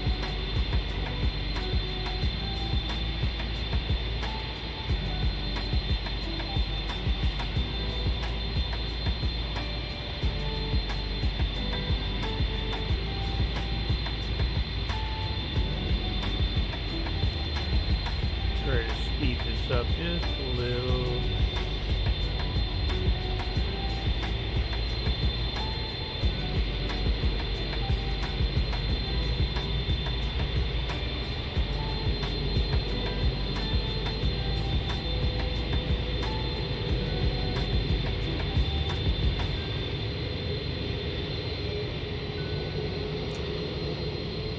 The only thing I don't like about X-Plane is the graphics. That photorealistic on Microsoft Flight Sim is really cool. I did a flight into Kansas City and flew over my brother's house, and can you type your Discord name? Case is sensitive. Oh, yeah, hang on. It's capital A, air, capital B, bus, capital M, Mac.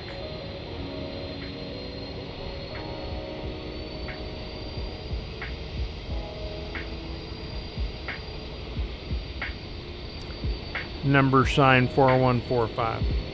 Oh, here we go.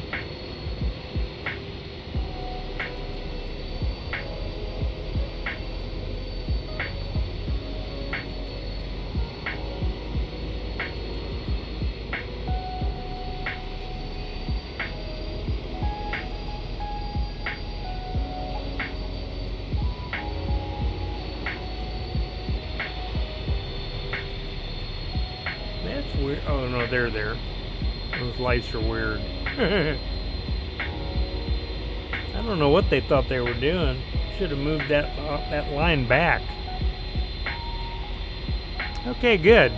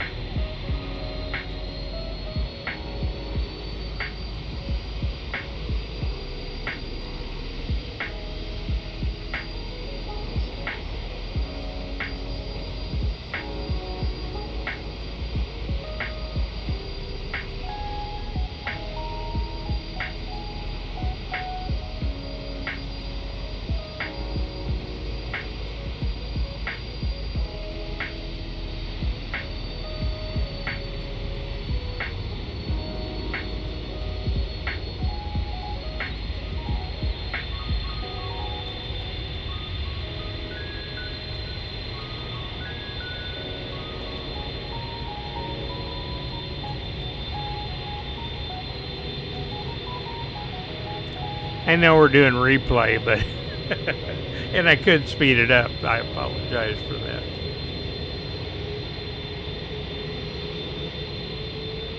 Sounds like it's revving up, so.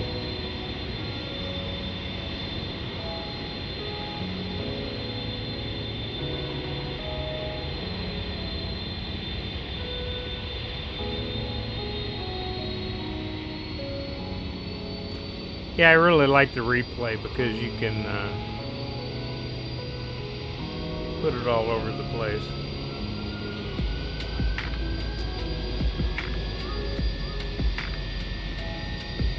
Oh, here we go.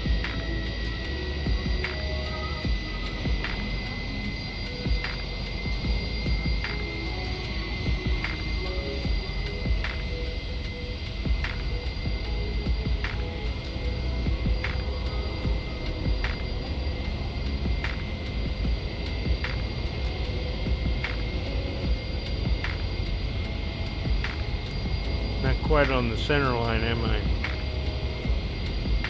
Oh, now I am. Or I was. Oh, here we go. Didn't drag the tail or nothing.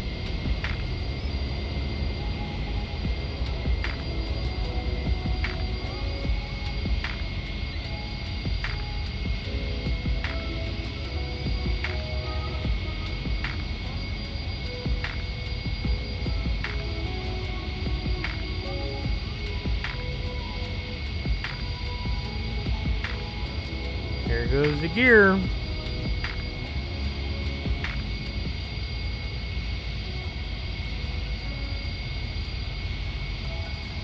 A nicely animated airplane.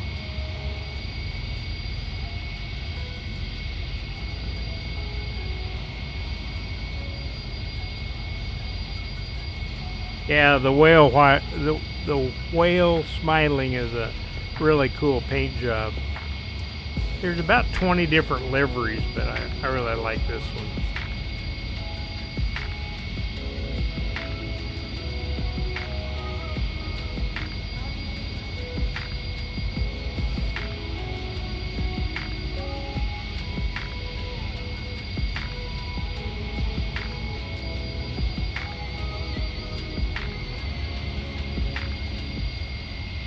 You can kind of see what the ground looks like in Newfoundland.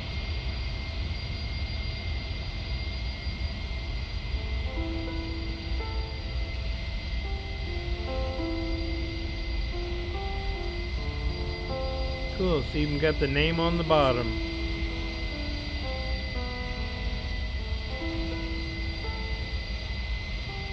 Okay, let's go back and watch it again from a different angle. Now, I like this replay. Now I'm simulcasting on Twitch, YouTube, and Facebook all at the same time. I am one high-tech guy. Go over to my YouTube channel, which is Albert McCormick, and check out my Airbus Mac picture. My son Shane made me a coffee cup with that on it and sent me the files, so I'm able to use it, and I video edited on the beginning of the videos and put a cool intro thing that slides up, so I'm just experimenting. So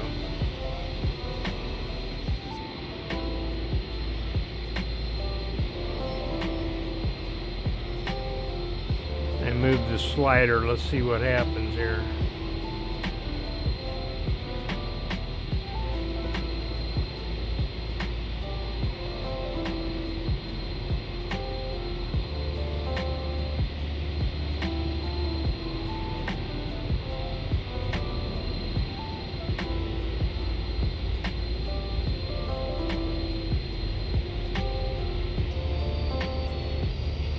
Oh, here we go. Oh, wait a minute. No, I didn't want to go there.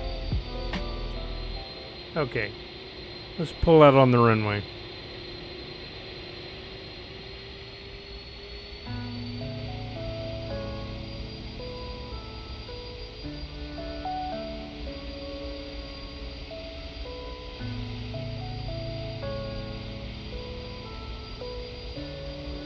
I need to learn how to use this replay button. Ooh, there it goes.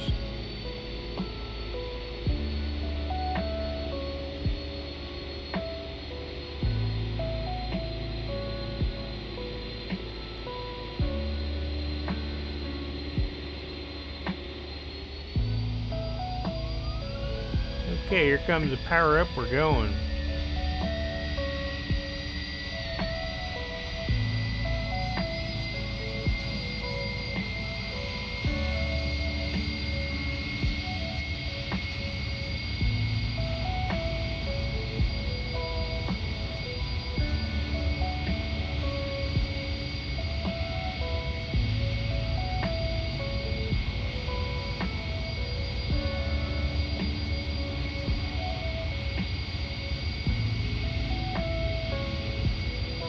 Getting the light on the nose wheel.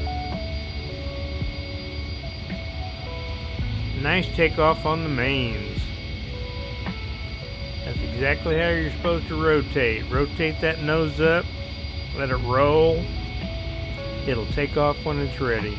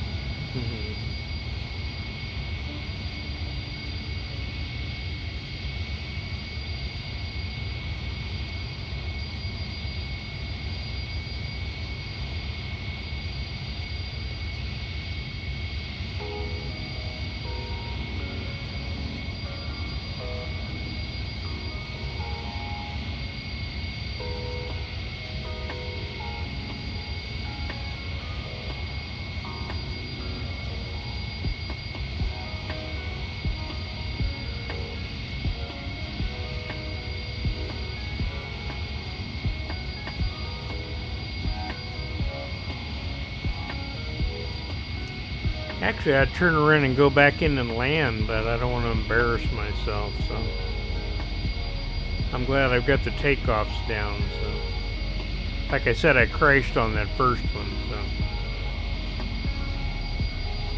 when I do that, I delete those videos. I've had quite a few crashes too, some exciting stuff. So.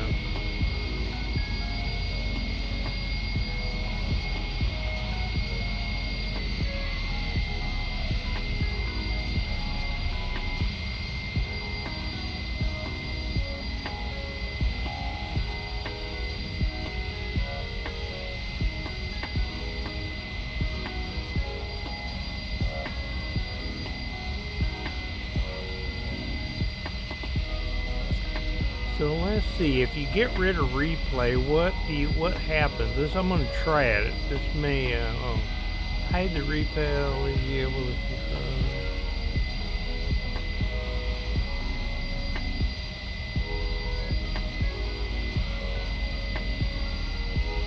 no, that just left.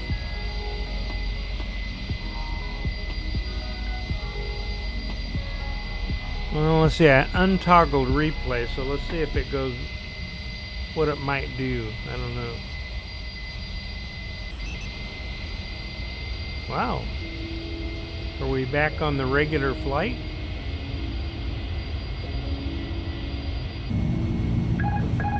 Uh-oh.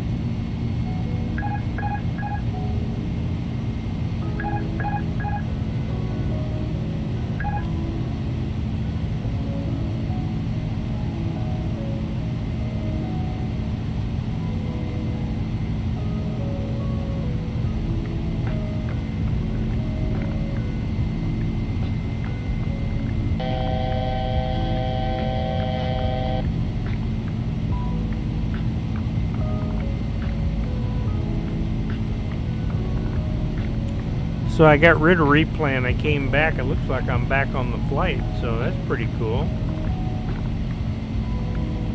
So I guess if you toggle replay, you could actually go do, uh-oh, I don't want to do that. It's going too fast. What happened? Cruise.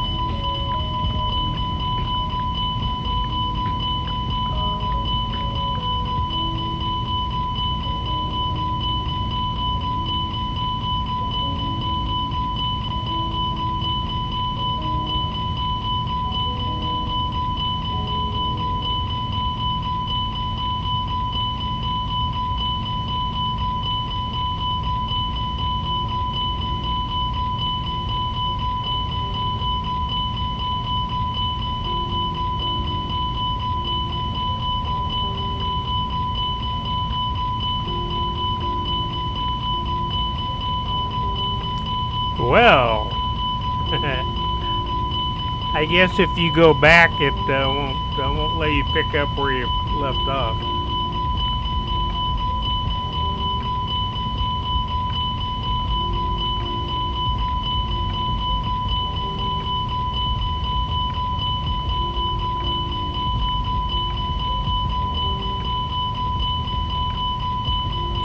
Well, that ought to be slowing it down. Let's see what's happening.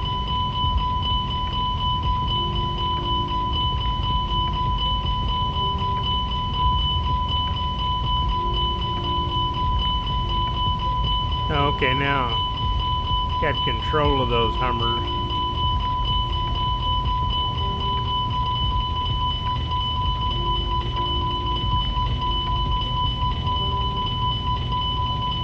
Well, it's slowing down.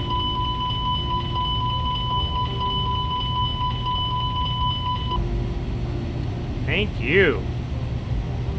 Give me a break.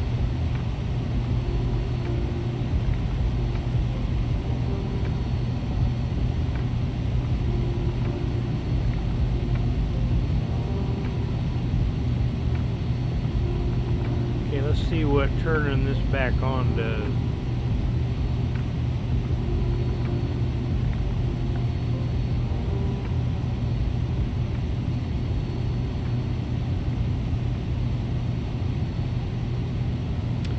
Actually, I guess I could go to bed and set my alarm clock for the arrival into Kansas City and then get up and that'd be the way to do it. That way I could record the last 300 or 400 miles and I could play the recording while I'm streaming. Okay, how we doing? 6.8 Mach. Altitude hold, run nav. We got cruise power at 97.6.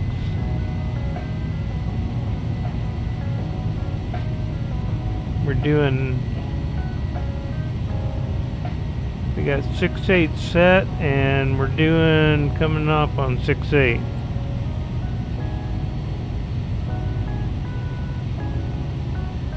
Now... maybe there is, and I just don't know how to do it.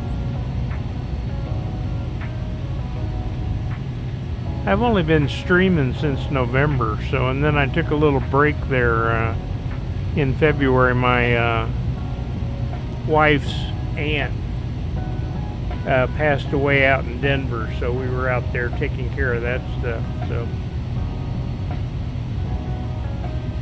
hey, there's 6.8 Mach.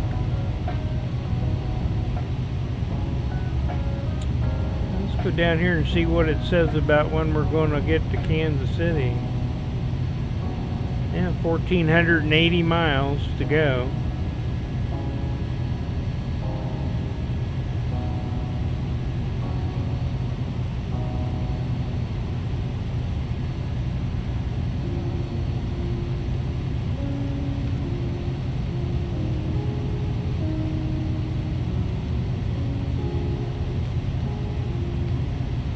Yeah, let me look at that. Yeah, can you speed up the flight so that you don't have to sit and... I'm looking.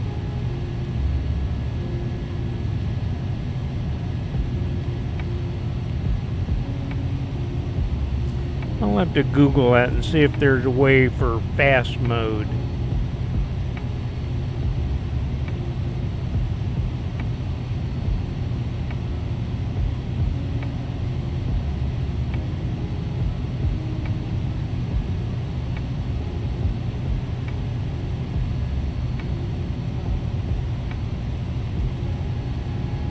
I'll have to Google it. Yeah, you know, Steve sent me a friend request, and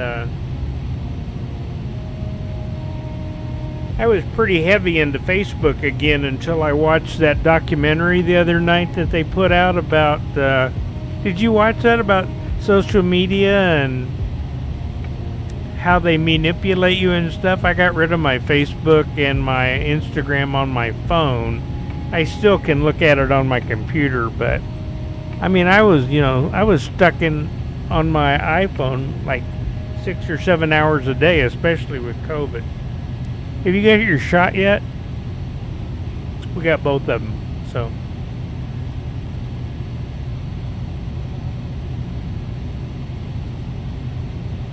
So yeah, we had a little back and forth conversation. So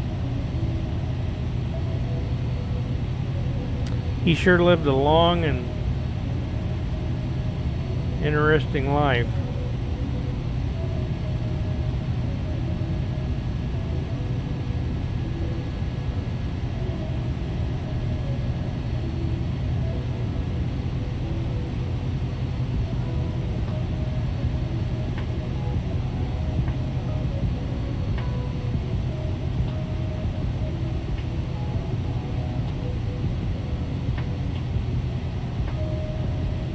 Oh, really? They buried him in Phoenix today. Oh, that's great.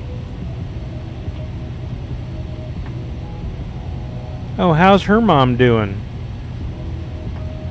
Did she get COVID?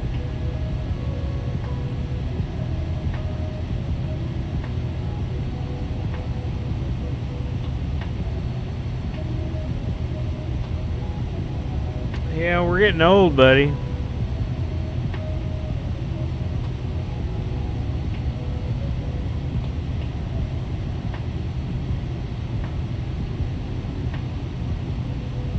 Wow, that's amazing. 98, huh?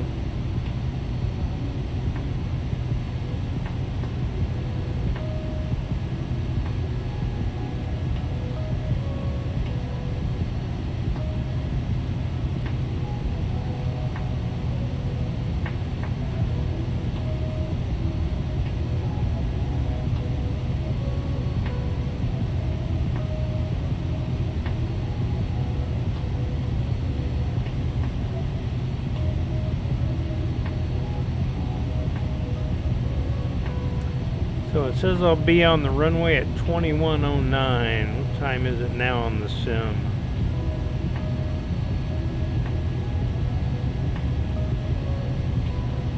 $17:39. Doesn't look like I'm getting there very fast.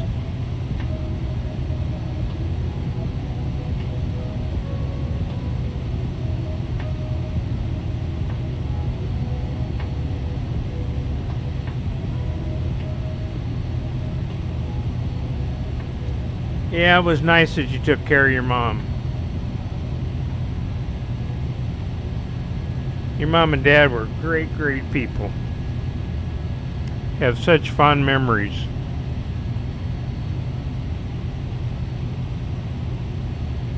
I still do my finances because of what your dad taught me.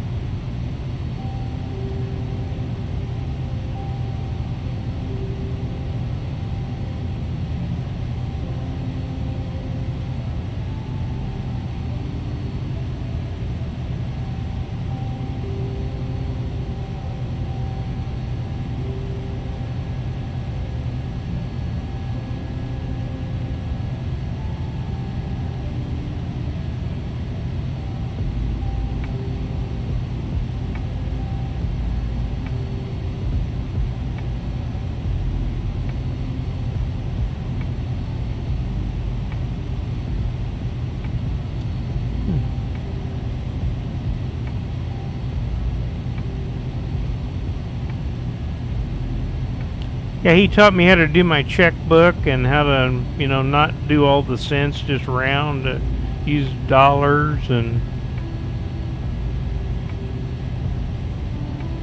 Yeah, we had a good time stopping in Phoenix. It's a shame we, well, you have to live your life, and so, you know that, so... By the time you get to the point where you can retire, your parents and all the older people are gone, so by the time Tanya's ready to retire and enjoy retirement, we'll be gone. So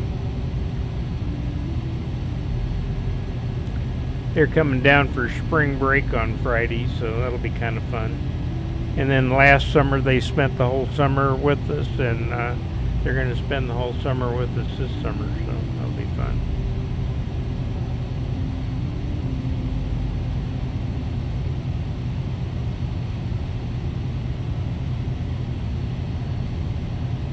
We're at the Lake of the Ozarks.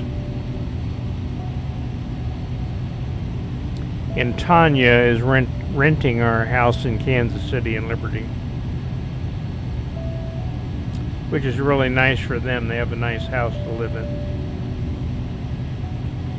And she is doing virtual this year because she's got really bad asthma, and luckily the school district allowed her not to have to teach in the classroom.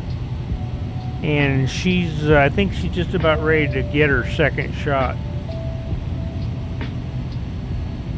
Everybody's doing good. I don't think we know anybody personally who got COVID and died, or even got COVID, hardly. We really isolated ourselves in the Ozarks. It was a great place to be, and not even though a lot of people, if you watch the news back in the summer, they were crazy here.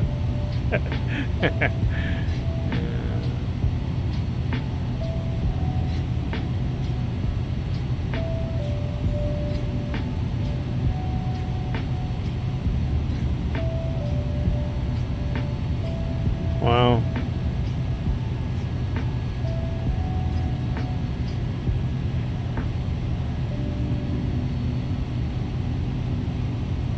Yeah.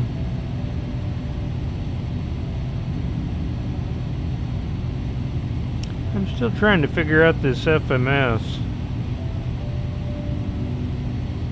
It doesn't give you a lot of data about what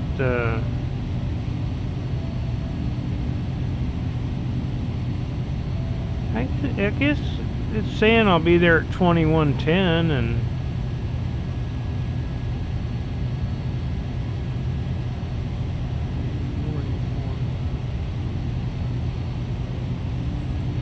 still 2.5 hours.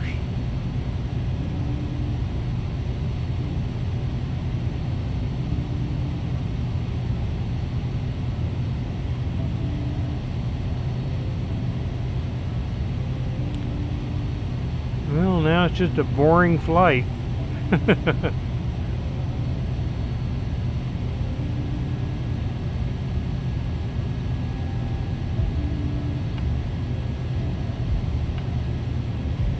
Well, I'm going to end my stream and go over and make my the front part of my video for YouTube, and hopefully my Facebook did the whole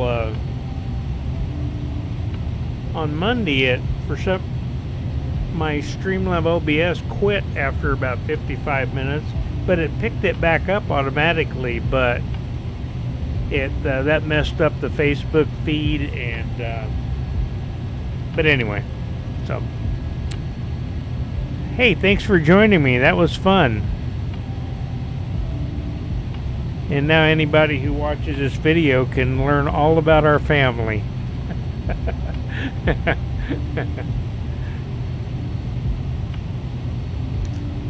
Okay, everybody. That's enough for Airbus Mac tonight. 2 hours, 5 minutes, and 59 seconds. As always, fly safely.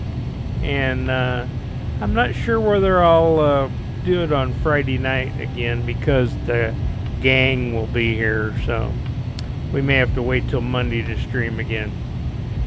Thanks for joining me, Mike. And send me the note about that Nikki Fizz thing. Okay, signing off. So long. Oh, let me do my ending.